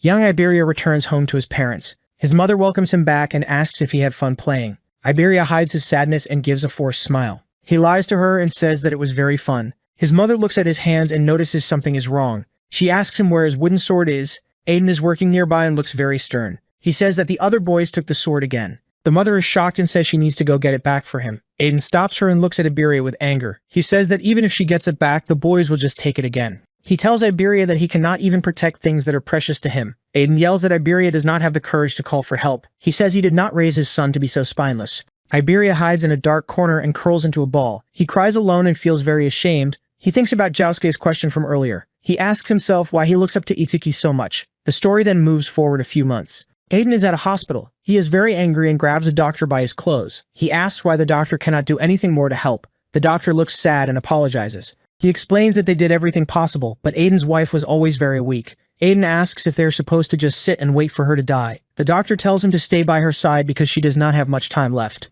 Iberia sits next to his mother's bed. She looks very thin and pale. She calls out his name weakly. Iberia looks at her with tears in his eyes. She smiles at him and tells him not to cry. Iberia's mother lies weakly in a hospital bed. She tells young Iberia that his father calls him spineless, but she knows the truth. He is actually just too kind. She warns him that kindness without strength can become cruel. She explains that if he is not strong, he will fail to protect the people he loves and end up hurting himself too. She looks into his eyes and asks him to make a promise. He must become strong and use that strength bravely. She holds his small hands tightly. She says she believes that one day he will become a kind, courageous, and strong awakened. Her final wish is for him to take care of his father. Suddenly, the heart monitor lets out a long, continuous beep. His mother passed away. Iberia is devastated and cries out for his mom. He promises her that he will become the world's strongest, bravest, and kindest awakened. In the present day, Iberia thinks about his past and why he wants to be like Itsuki. He remembers being terrified by Itsuki's incredible strength when they first met. He originally thought they would only be allies for a short time. However, as they spent more time together, Iberia realized that Itsuki was not just strong. Whether Itsuki is facing 100 awaken at once or a terrifying disaster beast, he possesses insane courage. He never flinches in battle. Iberia recalls how Itsuki protected him and showed gentle kindness to his comrades behind his stern face. Iberia looks at Itsuki's back as they stand near the green barrier. He finally understands his own feelings. He wants to be like Itsuki because Itsuki is strong, brave, and has a kind heart. He realizes Itsuki is the person his mother hoped he would become. Iberia thinks about how Itsuki is the exact type of awakened he always dreamed of becoming. He tells himself that a coward with no talent could probably never reach Itsuki's level. However, he smiles through the blood on his face and decides that just standing by Itsuki's side and fighting together is enough for him. In the present, where a massive red dragon monster stands in the forest, Itsuki arrives on the scene and looks at the monster. He calls out the name Iberia. It is now 3:31 a.m. on the second day of the prophecy. Itsuki stares at the large dragon. He asks Iberia why he is wearing the dragon gear again. He reminds him that he was strictly forbidden from putting that armor on. The dragon does not answer and only looks at him with glowing red eyes. Itsuki realizes that Iberia's reactions are very strange. He notices that the creature's appearance looks different and more monstrous than before. The dragon snarls and looks like it has lost its human mind. Iberia is in deep pain. It makes strange groaning sounds and screams. Itsuki asks the dragon if it said something. He then asks where Aiden is. Instead of answering, the dragon lets out a deafening roar. It suddenly attacks Itsuki with great speed. Itsuki is forced to defend himself. He grabs the creature's claw to stop its strike. He looks directly at the dragon and yells at Iberia to snap out of it. The dragon towers over Itsuki and lets out a chilling laugh. It shows no signs of being human anymore. The creature prepares a powerful attack. A system message confirms that the skill Wind Blade has been activated. The dragon swings its sharp claws, sending waves of sharp wind toward Itsuki. Itsuki immediately activates his magic detection skill. Itsuki realizes that the dragon is using a wind elementalist skill. He speaks to the monster, saying he does not know if the dragon gear is causing this or if a monster is controlling him. He prepares to fight to save his friend. Itsuki activates his Thunderbreaker skill. He tells the dragon that he will make him calm down. He rushes forward with lightning speed and strikes the massive creature. Itsuki stops to observe the situation. He senses the magic energy coming from the beast. He confirms that this magic wave definitely belongs to Iberia. He is shocked that his friend would actually attack him. Itsuki looks deeply troubled. Suddenly, the dragon looks at Itsuki. A weak voice comes out of the monster's mouth. Iberia begs Itsuki to kill him. Itsuki is stunned and his eyes widen in horror at the request. The dragon immediately loses control again and lets out a powerful roar. Itsuki prepares to defend himself by activating his black ice wall. The dragon swipes at him with its heavy claws. Itsuki is sent flying backward from the force of the blow. Josuke suddenly jumps into the middle of the fight with his giant sword. He yells for Itsuki to look out. He slams his heavy blade down to intercept the monster. Itsuki asks Josuke about Iberia. Josuke says he knows that the situation has turned into the absolute worst-case scenario. The dragon begins to move with incredible speed. It becomes a red blur as it circles around the two men. Itsuki watches the creature closely. He realizes that at this speed, Iberia has gone completely berserk.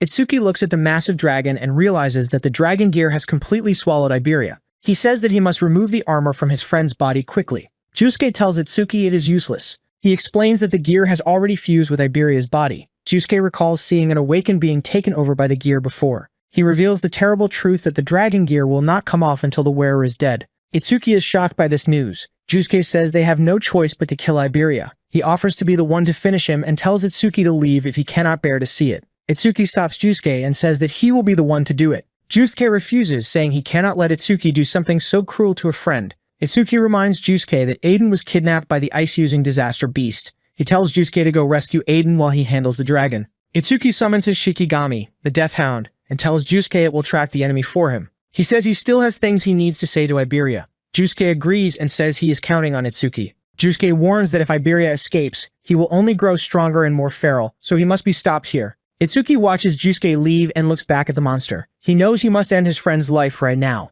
Suddenly, the dragon Iberia flies into the air and fires a massive beam of red energy down at Itsuki. He calls out to his Shikigami, Death, telling it to go. The dragon Iberia lands on the ground with a huge crash. The monster roars and activates the skill Windblade. Sharp wind currents fly toward Itsuki at high speed. Itsuki notices something strange. He realizes that his Over-Mimesis skill is not activating despite the dragon firing skills at him. A small cut appears on Itsuki's cheek. He looks at the monster and understands that Iberia's soul is still inside. He thinks to himself that Iberia really does not want to hurt him. Suddenly, the dragon roars again and activates a more powerful skill called Thousand Wind Blades. Countless blue blades of wind spin around Itsuki. He stands completely still and does not move to defend himself. The wind blades slice through Itsuki's skin from every direction. A massive amount of blood sprays out from his body. Itsuki is covered in deep wounds and stands in a pool of his own blood. The dragon looks at the injured Itsuki and begins to cry. Large tears fall from the monster's eyes. It lets out a long and painful roar of total despair. A subordinate reports to Lady Ringa. He confirms they successfully captured the master crafter, Aiden. However, he also reports that the Red Flame Demon King and the White Oni were killed by humans. Lady Ringa remains calm and dismisses the losses. She states that there are many fighters at that level and that capturing Aiden was their main goal. Then, the Demon General Enmaraku gives another update. He says that Lord Seru Shikuma is struggling in his fight. Lady Ringa assumes Seru Shikuma is being held back by the commander, Izumi Nento. The general corrects her, explaining that Seru Shikuma is currently fighting only one special class human. Lady Ringa is surprised that a human other than the strongest warrior, Teiwajin, can face a Demon King alone. She asks for the man's name. The general reveals his name is Hiten Akira, the man known by an insider to have the strongest physical body. In a massive battlefield filled with explosions, Keiichiro Ejima watches the destruction in total shock. He remarks that the battle has been raging since yesterday afternoon. He is amazed that he can witness such a high-level fight from a close distance. He also notices that his own wounds have almost finished healing during this time. The source of the power is then revealed. It is the Demon King Saru Shokuma, a massive and terrifying monster, standing amidst the ruins. Choha sweats as she notes that Hiten is taking blows strong enough to shatter the earth. She thinks to herself that if Hiten falls, no one will be able to stop the disaster beast. Feeling she has to do something, she reaches down to her side. Suddenly, Izumi Nento places his hand on her shoulder to stop her. He tells her not to worry, stating that Hiten is not weak enough to die from attacks like this. In the distance, Hiten stands as a monster in the ruined landscape. Nearby, Keiichiro Ejima watches in pure shock, stuttering in disbelief at the insane level of the fight. Nento tells Choha that all special class saviors are monsters at the top of humanity and warns her not to underestimate them. The giant ape monster looks down with a surprise as its massive fist begins to tremble. Below the giant fist, Hiten is shown easily catching the massive attack with just one hand, while the ground around him is completely cratered from the impact. Nento casually mentions that it has been a while since he last saw Hiten's second form. Choha is confused and asks what the second form is. Hiten begins to transform. Choha sweats and notes that his presence is completely different, making him feel like another person entirely. Nento explains that when Hiten enters this state, all of his stats increase explosively, but in exchange, he becomes extremely aggressive and cruel. Hiten looks up with a terrifying, enraged face. He punches the giant ape's fist upward, creating a massive red shockwave that easily pushes the giant arm away. Nento finishes by saying there is a specific nickname given to Hiten when he is in this form. Hiten leaps high into the air, his body surrounded by wild red lightning and dark energy. He dives down like a fiery meteor and strikes the giant ape monster directly in the chest. The massive impact creates a blinding explosion of fire and energy. The monster's face twists in agony as blood sprays from its mouth. The giant beast falls backward to the ground, dead, with a massive hole blown through its torso. Hiten lands heavily, cracking the earth beneath him from the sheer force. He stands up slowly, breathing hard. His muscular body is covered in blood and deep scars. He turns and begins to walk away from the defeated beast. Watching from a distance, Choha looks confused and asks where he is going. Izumi Nento calmly explains that Hiten is likely heading to destroy the stone pillar that maintains the barrier. Choha smiles with relief. She admits she thought he would just mindlessly rampage in that state, but she is glad he can keep his reason. Nento adds that if Hiten attacked without caring about friend or foe, his increased power would only bring disaster. He states that He-10 would not be a true special class protector of humanity if he lost control like a wild beast. As He-10 continues walking, the fierce red glow in his eyes suddenly fades back to normal. His dark aura completely disappears. He stops and looks down at his blood-stained body with a very confused expression. He wonders aloud why he is there, seemingly forgetting the intense battle he just fought. He-10 asks if the enemies are already dealt with. He notes that the other guy came out again and complains that he is still as meddlesome as ever. Meanwhile, the red barrier in the distance slowly fades away. Choha watches with relief. She asks Nento if everything is finally settled. Nento looks at her. He mentions that earlier she was trying to heal He-10 even at the cost of her own life. Choha says yes. Nento tells her that being so calm and composed is not like her. He says that normally she would suggest retreating instead of risking her life for a small chance of victory. Nento notes that she is becoming more and more like Tenma. Choha blushes and stammers, saying it is not like that. She tries to change the subject and wonders how Tenma is doing. She hopes that he is safe in the forest since high-level Waken like Yusuke are with him. Back in the forest, Iberia watches the fight in total despair. He screams and asks why Itsuki is not dodging the attacks. Itsuki is taking all of the dragon's windblade attacks head-on. Blood flies everywhere as the sharp wind cuts his body. Itsuki thinks to himself that physical pain numbs the mind. He states that this is why he will not avoid the attacks on purpose. He walks straight up to the dragon and grabs it tightly by the neck. The dragon snarls and tries to bite him. Itsuki looks into the monster's eyes. He calls out Iberia's name. A dark purple energy starts to gather in Itsuki's free hand. Holding the dragon by the neck, Itsuki activates a skill called Kaitsu Shinkyu. A dark purple orb forms in his hand. Declaring that this is the end, he thrusts the orb directly into the dragon's chest. The purple energy pierces straight through the monster's body. The dragon goes limp and falls forward onto Itsuki. The red armor breaks apart and falls to the ground, revealing Iberia's human body underneath. Iberia cries heavily, with blood covering his mouth and face. He apologizes to Itsuki for messing up again and explains that he just did not want to be a burden. Itsuki, who is also bleeding from the fight, tells Iberia that he's never once thought of him as a burden. Iberia smiles weakly through his tears and asks if that is really true. Itsuki confirms it, telling him that they are just good at different things. Iberia tightly holds Itsuki's arm. He explains that he faintly heard the enemy earlier. He reveals that the disaster beast is not going to kill his father, but plans to control him instead. Iberia begs Itsuki to save his father from the monster. Itsuki accepts the request and tells him to leave it to him. Itsuki glares into the dark forest. With tears forming in his eyes, he promises to crush the disaster beast that caused all this tragedy with his own hands. Iberia closes his eyes and his hand falls limply to his side. Covered in blood, Iberia gives a weak smile and tells Itsuki he is glad they got to talk at the end. Using their duo name one last time, he tells Itsuki that he is counting on him. The time turns to 3:33 a.m. on the second day of the prophecy. Iberia leans forward and hugs Itsuki. As they embrace, a massive fatal hole is revealed right through the middle of Iberia's back. With those final words, Iberia dies in Itsuki's arms. Far away in a dark realm, the demon smiles wickedly and declares that the kid has really done it now. But this is only the beginning. The monster promises to erase everything precious to Itsuki one by one in an even more twisted way. In the forest, Kei Chirajima is escorting Commander Izumi Nento and Shoha through the woods. Kei thinks to himself that he believed everything would be solved after defeating the giant ape beast. He did not expect to be assigned to escort Izumi this deep into the mountains. He notes that this was supposed to be Heaton's job, but Heaton was so badly injured from his battle that he cannot even stand. Suddenly, Choha's glowing blue butterfly Shikigami reacts. She alerts the group that her summon has detected a strange emotional wave. She points forward, stating the source is just ahead of them. Through the dark trees, they spot a silhouette of a person sitting on the ground and holding a body. Kei immediately draws his sword and takes a fighting stance.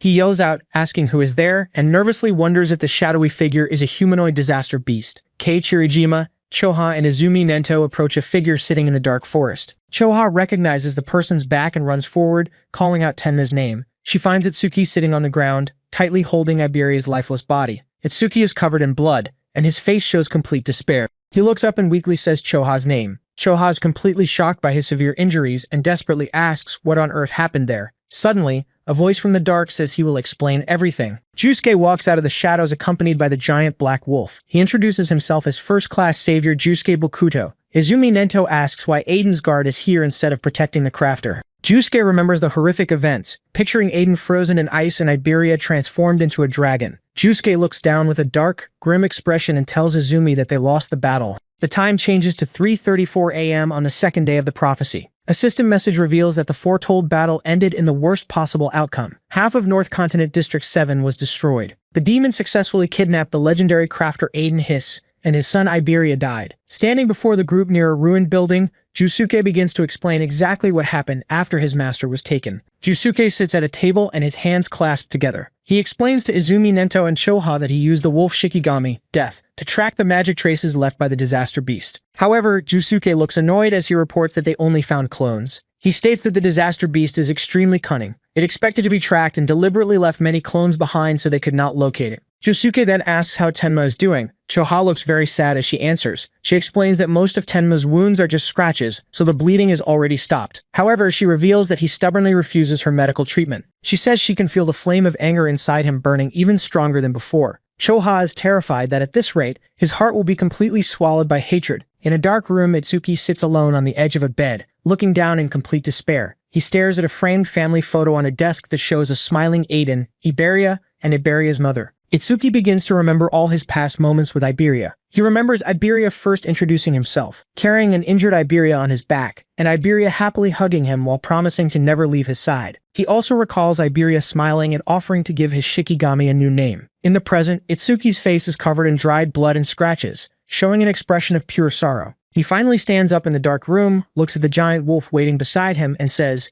"Let's go, Death." Itsuki looks at his level 20 Death Hound and fiercely declares that they will catch the disaster beast and crush it. As he walks toward the exit with his giant wolf, the door suddenly opens. Izumi Nento stands in the doorway with Josuke and Kei. Surprised, Itsuki asks his teacher what suddenly happened and why everyone is here. Kei observes Itsuki closely. He thinks to himself that this injured boy is Izumi's second disciple. Kei recalls hearing that Itsuki defeated a disaster beast over level 30 inside a green barrier all alone, and even killed his own friend. Kei admits Itsuki is strong but considers him a very cold-hearted person. Itsuki starts to walk past the group. Nento stops him and asks where he is going. Itsuki clearly states that he is going to find the ice attribute disaster beast and save Aiden. Nento immediately says no and blocks Itsuki's path with his arm. Itsuki looks shocked and angrily demands to know why. Nento explains that Itsuki is not an official savior yet. He reveals that the Savior Alliance has already classified this incident as a special class danger. Nento tells Itsuki that anyone joining the rescue mission must be at least a second-class savior. He firmly states that Itsuki does not have that qualification yet.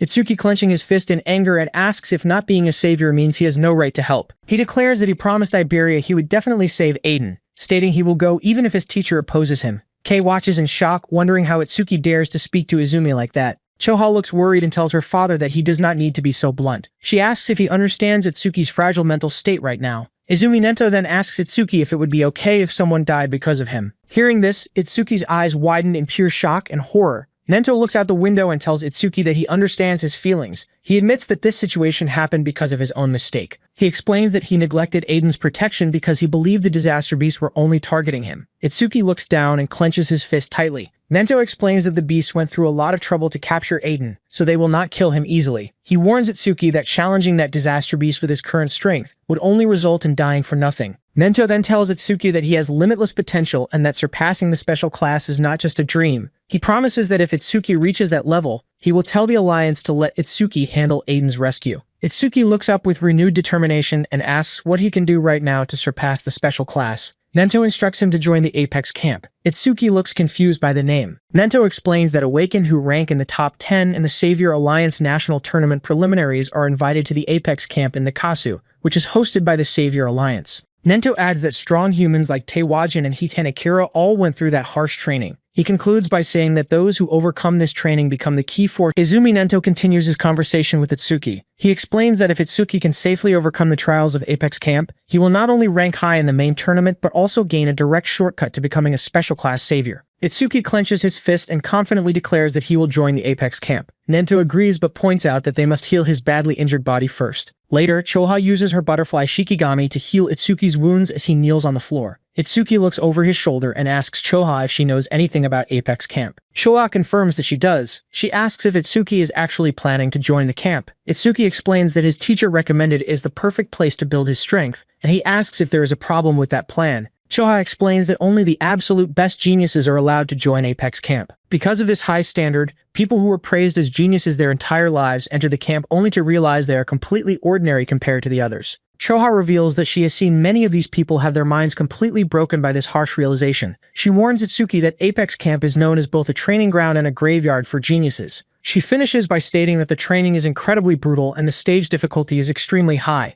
Choha warns Itsuki that because of the extreme danger, fatal accidents happen every year at the Apex camp. Hearing this, our boy Itsuki gets a small smirk on his face and says that the brutal training is actually perfect for him. As Choha continues using her green healing magic, Itsuki explains his reasoning. He says that against half-hearted disaster beasts or weak awakenings, his over-mimicry skill won't even activate. He confesses he was worried he wouldn't find a worthy opponent, but that worry was unnecessary. Our dude looks incredibly determined as he explains that he can only grow stronger by fighting powerful disaster beasts at the edge of life and death. He looks at Choha and states that fighting strong disaster beasts is the duty of the awakened. Choha is completely stunned by his resolve. Her eyes go wide with awe and she blushes heavily, mesmerized by his words. Our fellow notices and points out that her face is very red. He asks if she exhausted herself from healing him. Choha instantly panics, flailing her hands in embarrassment and stutters a denial. She tells him that using a skill for a long time simply makes your body heat up, asking if he didn't even know that. But inside, her heart starts beating hella fast, and she can hear it clearly for the first time. Blushing furiously, she shakes her head to clear her thoughts. She regains her composure and tells Itsuki that his wounds are almost completely healed. Itsuki thanks Choha, grabs his dark coat, and starts walking toward the door. Choha asks him where he is going. Our boy pauses at the door, looks back with a solemn expression, and calmly says he is going to say goodbye. Itsuki and Josuke stand solemnly before a stone gravestone in the quiet forest. The grave is marked with Iberia's name, and a bouquet of yellow roses lies next to a small dagger in front of it. Looking down with a sad expression, Josuke apologizes to Itsuki for forcing him to do something so cruel. Our boy Itsuki looks completely calm, and replies that it is fine because he chose to do it himself. Josuke asks if he is leaving already. Itsuki confirms that he is. He explains that he is going to join the Apex camp to improve his skills so that one day he can kill that disaster beast with his own hands. Itsuki then asks Josuke what he plans to do next. Josuke grips the handle of his massive sword tightly. He explains that if he had not met his master Aiden, he would have been killed by a monster long ago and never would have become awakened. He states that his armor, his weapons, and even his very life were given to him by his master. Because of this, Josuke declares that no matter what, he will find and rescue his master. Hearing this, our fellow Itsuki raises his fist and holds it out toward Josuke. He promises that he will definitely become a savior so they can go rescue Aiden together. Itsuki tells Josuke that until then, he must make sure not to die. Josuke is deeply moved. He smiles warmly and thinks to himself that he looks completely pathetic in front of this determined kid. He bumps his fist against Itsuki's and promises that he will be waiting. Yellow leaves blow past Iberia's grave as the two allies seal their promise.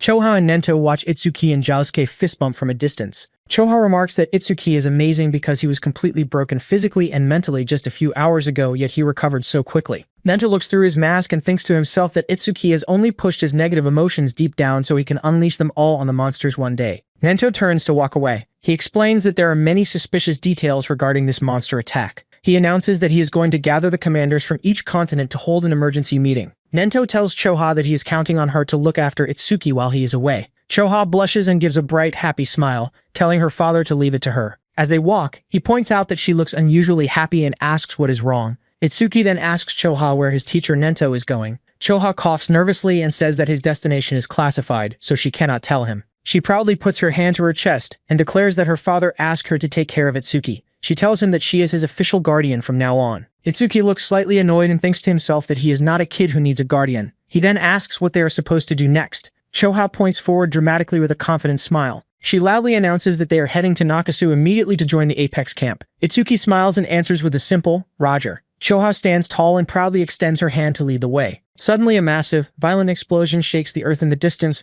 and a giant green barrier dome begins to rapidly expand over the land. The story flashes back to Kinoshita Reiji's memory of being brutally beaten. In his nightmare, Itsuki blitzes him in a flash of lightning, grabs his face, and slams him into the ground. Reiji suddenly wakes up screaming in a hospital bed. He is completely covered in white bandages from head to toe. His mother rushes to his side, desperately hugging him and telling him not to be scared because she is there. She looks at him with a worried face and asks if he had another nightmare about the person who injured him. Gritting his teeth in pure anger and crying through his bandages, Reiji swears that he will return the pain he suffered 100 times over. He furiously declares that he will make his enemy experience a living hell. His mother comforts him, telling him not to worry because his older brother has finally returned to avenge him. Standing near the window with his back turned is Reiji's massive, muscular older brother. Looking out at the city, the brother calmly remarks that the attack must have been very painful for Reiji. Crying like a child, Reiji begs his big brother to punish the guy who did this to him. The older brother turns slightly, showing a sinister smirk on his face. He asks if the name of the person who beat Reiji is Itsuki Tenma. Reiji's mother quickly chimes in, calling Itsuki an orphan with no family. She explains that even though Itsuki somehow got first place in the tournament preliminaries, his level is still 0. She tells her eldest son that Itsuki is not even close to his level. Hearing this, the older brother's body begins to glow with a powerful red and orange aura. He notes that if Itsuki got first place in the preliminaries, he will definitely participate in the Apex camp. He lets out a terrifying, wide grin, showing all of his teeth, and promises that he will crush Itsuki right there. Choha and Itsuki arrive at their destination. Choha looks at the giant building and says they have arrived. Itsuki looks up at the massive dome. He says that the place is impressive and completely different from what he had imagined. He looks toward the entrance where many people are walking up the stairs. He notes that just like Choha told him, everyone there looks very proud of themselves. The entrance area is filled with strong-looking warriors, including a giant in gold armor with a massive beast. Choha turns to Itsuki and tells him she cannot go inside, so he is on his own from now on. Itsuki replies that he understands. Choha reaches out and hands him his record bracelet. She explains that she was holding onto it and tells him he will need it for the camp. Itsuki takes the bracelet and thanks her. As he looks down at the device in his hand, Choha gives him a warning. She tells him to try not to do anything that draws too much attention because he does not want to get on other people's radar. Itsuki begins walking toward the bright entrance of the dome. He looks back slightly and says he knows. Choha watches him walk away with a worried look on her face. She sweats and thinks to herself that because of Itsuki's personality, she cannot help but feel anxious about him. Itsuki enters the high-tech registration lobby. He walks up to a desk where a tired-looking receptionist is sitting. Itsuki politely tells him that he wants to register as a participant. Without looking up, the receptionist holds out his hand and tells Itsuki to show his bracelet. Itsuki hands the device over. The receptionist scans the bracelet on a glowing machine. Suddenly, a blue magical aura erupts from the machine and wraps around the receptionist. Itsuki watches this and uses his magic detection. He is shocked to see that even the simple reception staff members are at level 40 or higher. He realizes that the Apex camp is truly on a completely different level. Meanwhile, the registration screen displays Itsuki's details, showing his name is Tenma Itsuki, his level is 0, his job is order breaker, and his gift is special grade. The receptionist looks down at Itsuki's status and thinks to himself. He is surprised a level 0 participant could get in and believes Itsuki must have used personal connections to pass the preliminaries. He looks up at Itsuki and says that connections mean nothing in this camp. He warns Itsuki that if he does not have real skills to back it up, he will eventually fail. The receptionist then tells Itsuki that once he chooses a room, he must pay the accommodation fee. Itsuki looks completely shocked. He asks if participants really have to pay to stay at the camp. The receptionist looks annoyed and says that the camp is obviously not a charity. Itsuki looks down in despair, sweating. He wonders why Choha did not tell him about the fees, as he has no money of his own. The receptionist looks at Itsuki and says that since he passed the preliminaries, he should have points. Itsuki looks confused and asks about these points. The receptionist explains that a participant's wealth is decided by the points they earned in the preliminaries. He explains that if Itsuki earned points in the preliminaries, that exact amount was transferred to his account when he entered. He says that points can also be earned by completing missions. He adds that points are the main currency used in the camp to buy food, purchase daily necessities, and pay for housing. Itsuki holds his chin thoughtfully. He realizes that points are extremely important, but since he earned many points in the preliminaries, he thinks he has enough. The receptionist knocks on his desk impatiently. He tells Itsuki to hurry up and choose a room because other people are waiting. Itsuki looks at him calmly and asks how much the most luxurious room costs. The receptionist is shocked by the question. He displays a screen showing 3 different housing options. The normal room is 35 square meters and costs 100 points a month. The luxury room is 75 square meters and costs 500 points a month. The villa is 200 square meters and costs 2,000 points a month. Itsuki thinks to himself that a normal room would be fine for him alone. However, he pictures his giant wolf, Death, looking very cramped inside a small space. He realizes they will not fit in a small room. Itsuki looks at the receptionist and says he will take the villa. The receptionist is completely shocked and asks what he just said. He warns Itsuki that even if he has many points now, he should not waste them. He explains that points are used up very quickly in daily life at the camp. Itsuki turns and walks away calmly. He tells the receptionist that he has already decided and asks him to process the transaction quickly. The receptionist types on his keyboard. He thinks to himself that Itsuki is a clueless kid who will regret his decision. He hands the record bracelet back to Itsuki and explains an important rule of the camp. He tells Itsuki that once a participant enters the camp, everyone's stats become hidden, meaning Itsuki will no longer be able to check other people's names, gifts, or levels. Itsuki accepts the bracelet and says he understands. As Itsuki walks away toward the camp, the receptionist watches his back, wondering how many points this kid could have possibly earned in the preliminaries to confidently choose the villa. The receptionist clicks his mouse. Suddenly, his eyes widen in absolute shock and he begins to sweat. He asks himself if what he is seeing is a bug in the system. The screen clearly displays Itsuki's total points as 106,600. The receptionist falls back in his chair, completely dumbfounded. He cannot believe Itsuki has over 100,000 points. Sweating profusely, he thinks to himself that when he entered the camp, he only had 1,600 points. He concludes that the young people these days are truly terrifying. Meanwhile, Itsuki walks through the crowded courtyard of the camp, passing other strong participants. Suddenly, he stops walking. He puts his hand to his forehead, looking stressed. He realizes that he forgot to ask the receptionist where his villa is actually located. Left with no other choice, he decides to walk back toward the registration desk. As he heads back, two creepy-looking participants with large, sinister grins block his path. Itsuki looks at them calmly and asks if they need something. One of the men explains that they are awakened from the South Continent who arrived yesterday. He notes that Itsuki looks completely lost. The other man grins and clenches his hands, offering to show him around. He asks Itsuki where he wants to go. Itsuki tells them he is trying to find the villa and asks if they know where it is. A giant armored man standing behind the two men begins to sweat. He points to the side and says he thinks the villa is over in that direction. The first creepy man quickly turns around, looking very nervous, and points in the same direction, confirming that it is right over there. The two creepy men hear the word villa and freeze in complete shock. Their jaws drop, and they begin to sweat. Itsuki notices their strange reaction and asks them if something is wrong. The men quickly panic. One of them waves his arms nervously and tells Itsuki to hold on for a second because he is trying to remember the exact location of the villa. The two men immediately huddle close together to whisper and scheme while trembling with fear. Itsuki watches their suspicious behavior. He asks them why they have to sneak around just to remember a location, and he asks if they are up to something bad. While the men are whispering, a young woman walks by. She has a black cat sitting on her shoulder. A caption box introduces her as Akagami Shion, who finished in 5th place in the North Continent preliminaries. Shion looks at the two men huddling together. She thinks to herself that those scammers are trying to steal points from a newcomer again by pretending to give directions. Her black cat lets out a soft meow. Shion wonders what kind of fool is about to become their next victim. Shion looks over at the newcomer's face, and her cat-like eyes instantly widen in complete shock. She recognizes him and realizes that he is the monster who scored over 100,000 points in the preliminaries. She watches Itsuki stand calmly in front of the scammers. Shion gives a sly, cunning smile and bites her black glove. She tells herself that things are starting to get very interesting. The two men whisper secretly to each other. The armored man asks if Itsuki is really staying in a villa. He wonders if Itsuki got 1st place in the preliminaries from some continent. The blonde man shakes his head. He says that even a 1st place winner would never spend 2,000 points just on a room. He assumes Itsuki is just a rich, spoiled brat who does not understand how valuable points are. The armored man asks what he means by that. The blonde man explains that these rich boys raised in safe environments are always weaklings. He calls Itsuki the perfect prey and declares that they will steal every single point he has. Itsuki stands calmly with his hands in his pockets. He looks impatient and tells them that if they cannot remember the way, he will just find it himself. Hearing this, the two scammers quickly put on fake, friendly smiles. The blonde man laughs loudly and says he suddenly remembers the location, offering to guide Itsuki there. As they walk together across the busy camp, two bystanders watch them. One of the bystanders recognizes the scammers as the outcasts from the South Continent, Fumiya Futaki and Ichitora Seno. The other bystander feels sorry for Itsuki. He notes that Itsuki looks weak and says the poor kid has fallen right into their trap and will lose all his points.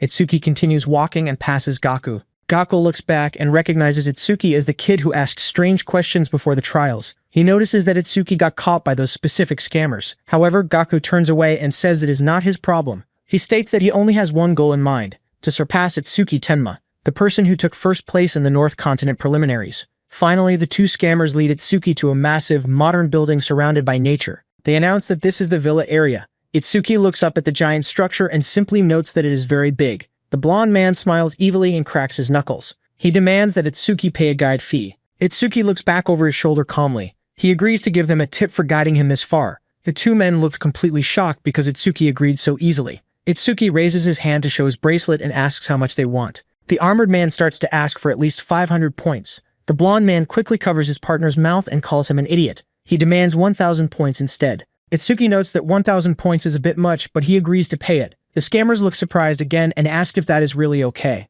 Itsuki simply asks them how to transfer the points to someone else. The blonde man stares at Itsuki's back with a sinister smile. He thinks to himself that Itsuki is not only weak but also dumb for paying 1,000 points just for directions. The blonde man decides to take advantage of the situation. He tells Itsuki not to take it personally, but claims the walk took longer than expected, so Itsuki must pay extra. The armored man steps forward with his hands raised and demands 5,000 points in total. Both men surround Itsuki. They demand that if 5,000 points is not enough, Itsuki must hand over everything he has. Itsuki looks over his shoulder and calmly states that they are extortionists.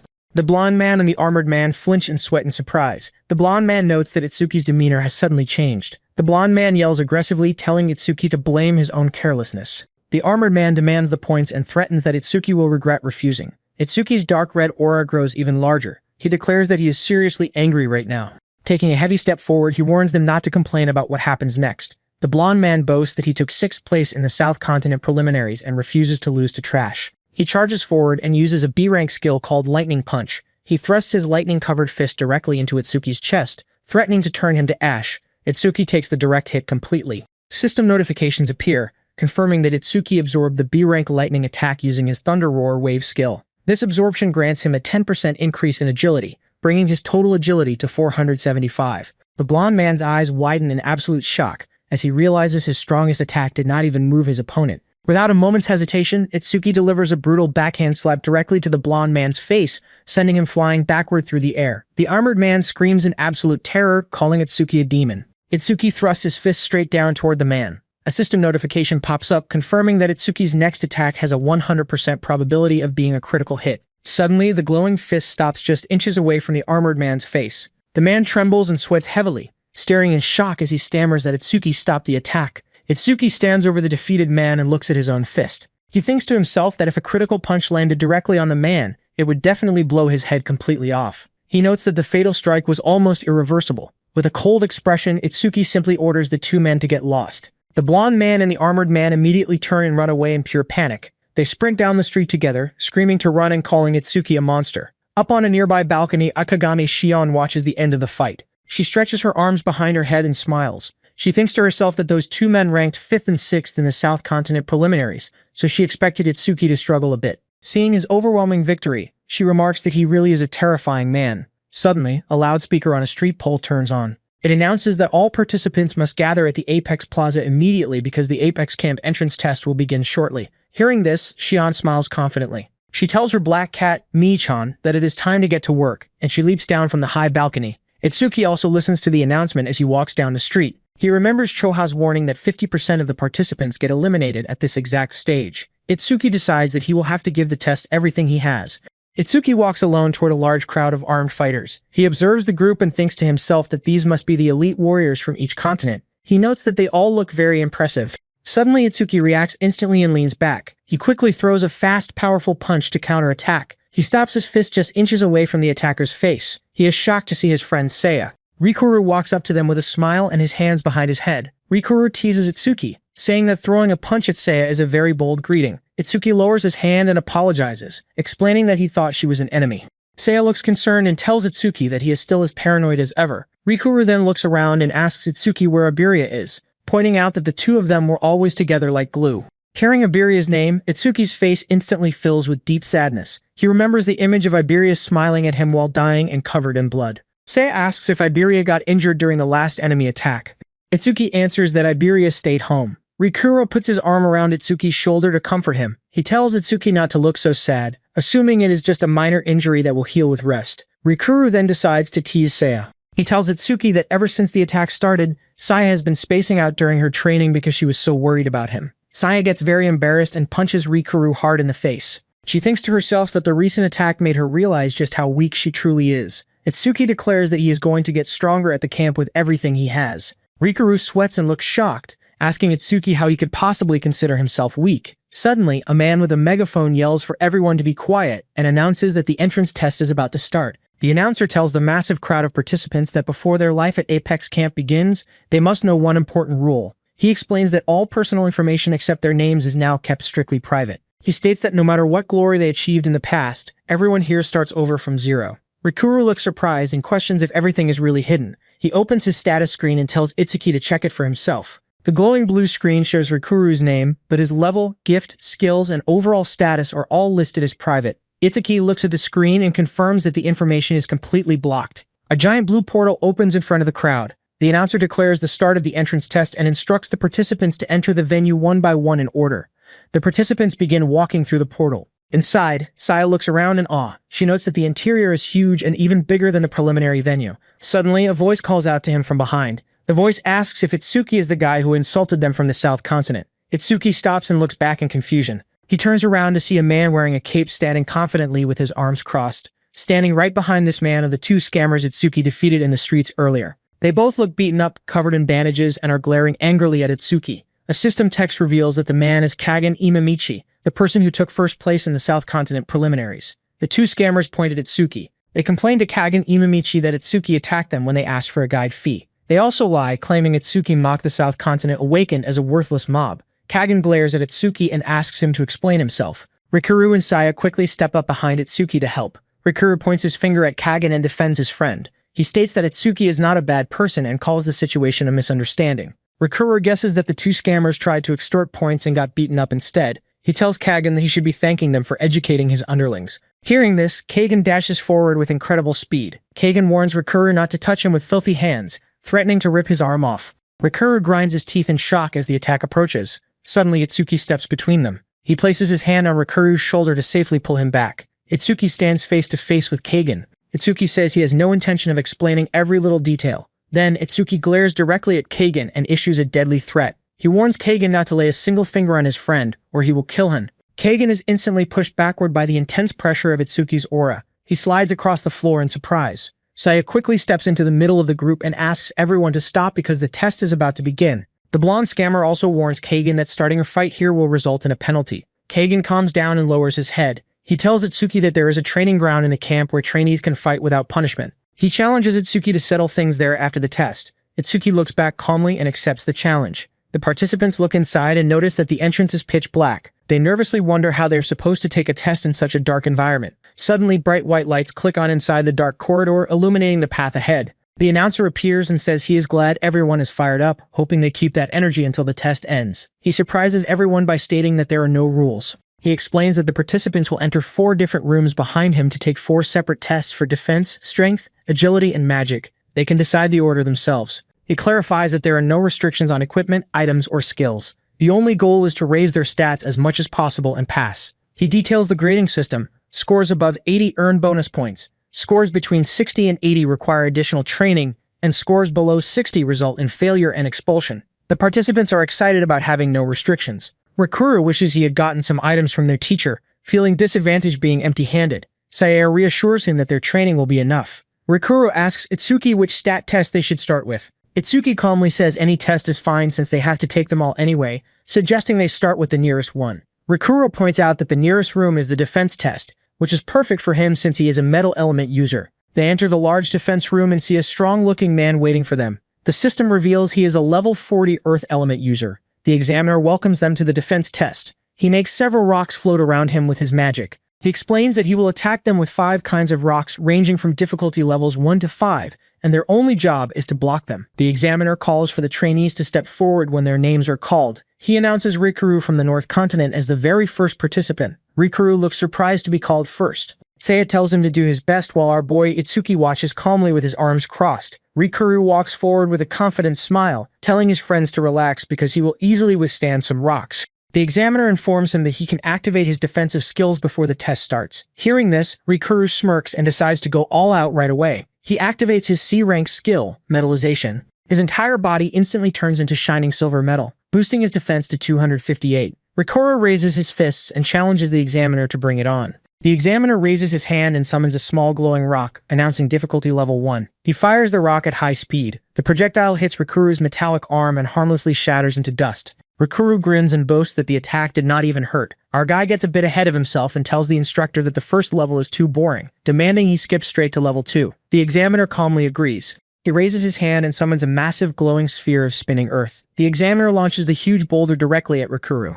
Raikuro quickly crosses his arms to block the heavy strike, but the sheer force of the spinning rock violently pushes him backward. Saya looks very worried and asks Raibo if he is okay. Raibo smiles, gives a thumbs up, and says it is no problem. Itsuki watches closely and activates his magic detection skill. His eyes glow bright blue. He realizes that the projectiles are not normal rocks. They are magic rocks created by the examiner's own magic power. Itsuki notes that their hardness is on a completely different level from normal rocks and they deal huge damage. He notices Rebo's metallic hand trembling and wonders if his friend is really fine. Rebo sweats heavily. He thinks to himself that his arms are going numb even with his metallization skill. He admits the rocks are much stronger than he expected. The examiner calmly asks Rebo if he will continue the challenge. Rebo tries to act tough and says of course. He demands the examiner raise the difficulty to level 3. Rebo clutches his shaking arm and tries to reassure himself. He sweats and thinks that since it is only 1 level higher, he should be fine. The examiner summons the level 3 rock. It is a massive sharp boulder that spins rapidly with intense golden energy. Rebo braces his stance for the impact. He tells the examiner that he will not get scared just because the rock got a little bigger. The giant rock slams directly into Rebo. A massive explosion of dust and force erupts upon impact. Rebo is instantly sent flying backward through the air. He coughs up blood as his metallic body takes heavy damage. Saya covers her mouth in absolute shock while Itsuki watches with a serious expression. Ribo crashes heavily onto the ground. He lies motionless in a large cloud of dust, looking completely beaten. Saya and Itsuki quickly run toward him to check on his condition. Saya calls out his name and asks if he is all right. Slowly, a weak and shaking hand reaches up from the smoke. Ribo groans softly and tells them that he is okay. Ribo lies on the ground with his metal armor cracked and smoking. He looks badly beaten and admits he did not expect difficulty 3 to be so powerful. He notes that it is at least 3 times stronger than difficulty 2. The examiner looks down at him with a calm expression. He tells Ribo that taking a direct hit from difficulty 3 without passing out is impressive. He predicts that Ribo will receive a good score. The examiner then calls the next participant forward. He announces the name of Itsuki Tenma from the North Continent. Itsuki steps forward and helps Ribo stand up. Ribo places his hand on Itsuki's shoulder to give him a warning. He explains that every time the difficulty increases by 1 level, the rocks become several times stronger. He tells Itsuki not to push himself too hard. Itsuki replies calmly that he knows. Itsuki walks toward the center of the room. The examiner asks him which difficulty level he wants to start with. Itsuki stays quiet and thinks to himself. He notes that even with the metallization skill, Ribo's defense is still under 300. He compares this to his own defense, which is already at 627 thanks to his black wall skill. The examiner sees Itsuki standing silently. He assumes Itsuki is scared after watching Ribo take damage. He tells Itsuki he does not blame him and offers to start from level 1.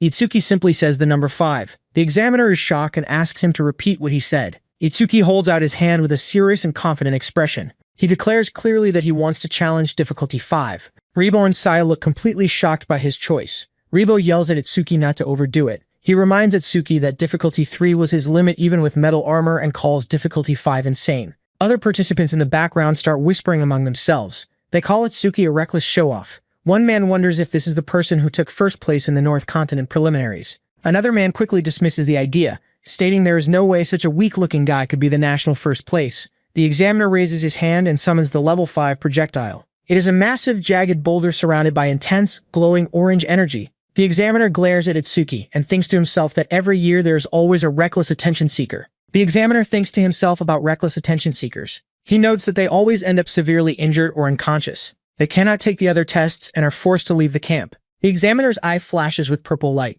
He raises his hand and says he will grant Itsuki's wish. A massive, spinning, glowing orange boulder forms above the examiner. The crowd watches in absolute shock with their mouths wide open. They cannot believe the difficulty of 5 rocks is that huge. They realize a direct hit means instant defeat and finally understand why Apex Camp is so dangerous. The examiner tells Itsuki he can activate his defensive skills before the attack. Itsuki just stands calmly with his hands in his pockets. He replies that he does not have any skills to use, so he is fine as he is. The examiner's eyes widened in anger. He thinks Itsuki is mocking him. The examiner yells and forcefully swings his arm forward. The massive boulder flies directly toward Itsuki at high speed. Itsuki does not move or flinch. He stands completely still as the giant rock crashes right into him. A massive explosion of shattered rock and golden energy fills the room. The heavy impact creates a huge shockwave. The wind is so strong that Rikuru, Saya, and the other participants have to cross their arms and cover their faces to protect themselves. Thick smoke and dust completely cover the area where Itsuki was standing. The other participants watch the massive explosion. One man says the attack was like a meteor and assumes Itsuki is dead. A staff member sighs and calls Itsuki an idiot. He pulls out a radio and calls the medical team for an immediate rescue. Suddenly, a participant points at the dust cloud. He yells that he sees a silhouette. The examiner's eyes widened in absolute shock. He sees Itsuki still standing perfectly upright inside the thick smoke. The voice on the radio asks for the injured person's location. The examiner quietly turns off the radio. Itsuki steps out of the smoke completely unharmed. He casually dusts off his shoulder. He looks at the examiner with a calm face and asks if that attack was difficult 5. The examiner sweats heavily and stares in disbelief. He thinks to himself that he has been an examiner for 3 years and tested hundreds of trainees. He realizes that enduring a difficulty of 5 magic rocks without using any skills is unheard of. Surviving it without a single scratch is a first in history. Itsuki simply excuses himself and walks away to the next test. The examiner watches his back as he leaves the room. He concludes that Itsuki Tenma from the North Continent is a top-class monster even among all past participants. As Itsuki walks back, the other participants quickly back away in fear. They realize his aura is completely different now and suspect he really is the national first place. Itsuki looks around, clueless as to why everyone is avoiding him. Rikuru and Saya run up to praise him. Rikuru admits he thought he could beat Itsuki in defense, but the gap just got wider. Itsuki reassures him that there is no perfect awakened, and that Rikuru can probably beat him at something. When Rikuru eagerly asks what that might be, Itsuki just stares at him in silence, making Rikuru awkwardly drop the subject. The examiner then calls Kisaragi Saya from the North Continent. Rikuru cheers her on and Itsuki tells her to be careful. Saya steps up and activates a B-rank skill called Flow Shift Water Wall, surrounding herself with swirling water. She confidently asks to face difficulty level 3. The examiner calls it a brave choice and launches the massive spinning boulder. Instead of blocking the heavy attack head-on, Saya uses the flowing water to redirect the rock's momentum. The water wall safely slides the boulder off to the side, causing it to crash harmlessly into the floor. The examiner smiles and praises her smart tactic. He notes that instead of forcefully blocking the rock, she used the flow of water to redirect the impact. He praises her adaptable battle sense as the most important quality for a savior. Saya bows slightly and thanks him. Itsuki and Rikuru walk up to her. Itsuki smiles gently and tells her she was amazing. Saya walks away with a confident, blushing smile, secretly thrilled that Itsuki praised her. Rikuru asks where they should go next. Itsuki suggests they head to the attack power test venue next door. The scene shifts to a massive crowd of trainees gathered inside the attack power test room. A new examiner wearing sunglasses sits calmly and drinks from a teacup. He stands up, stretches his arms, and loudly tells the brats to listen carefully. Pointing his finger at the crowd, he explains that they will be graded based on the raw power of their attacks. Rikuru looks nervous and asks if they are supposed to attack the instructor. The examiner smirks confidently. He calls Rikuru an idiot for talking too much but says it is a good question. He states that their target will not be him, but his Shikigami. The examiner summons a giant, round, stitched-up monster with a wide, toothy grin. A system screen reveals it is a B-rank Shikigami named Nendoroy Tanma. Rikuru sweats and complains that the monster looks cheaply made. Saya shivers in fear and calls it creepy, while Itsuki simply stares at the strange creature. He thinks the stitched-up monster is actually cute. The examiner tells the crowd to attack the creature with all their strength. He says they can use their bare hands or weapons.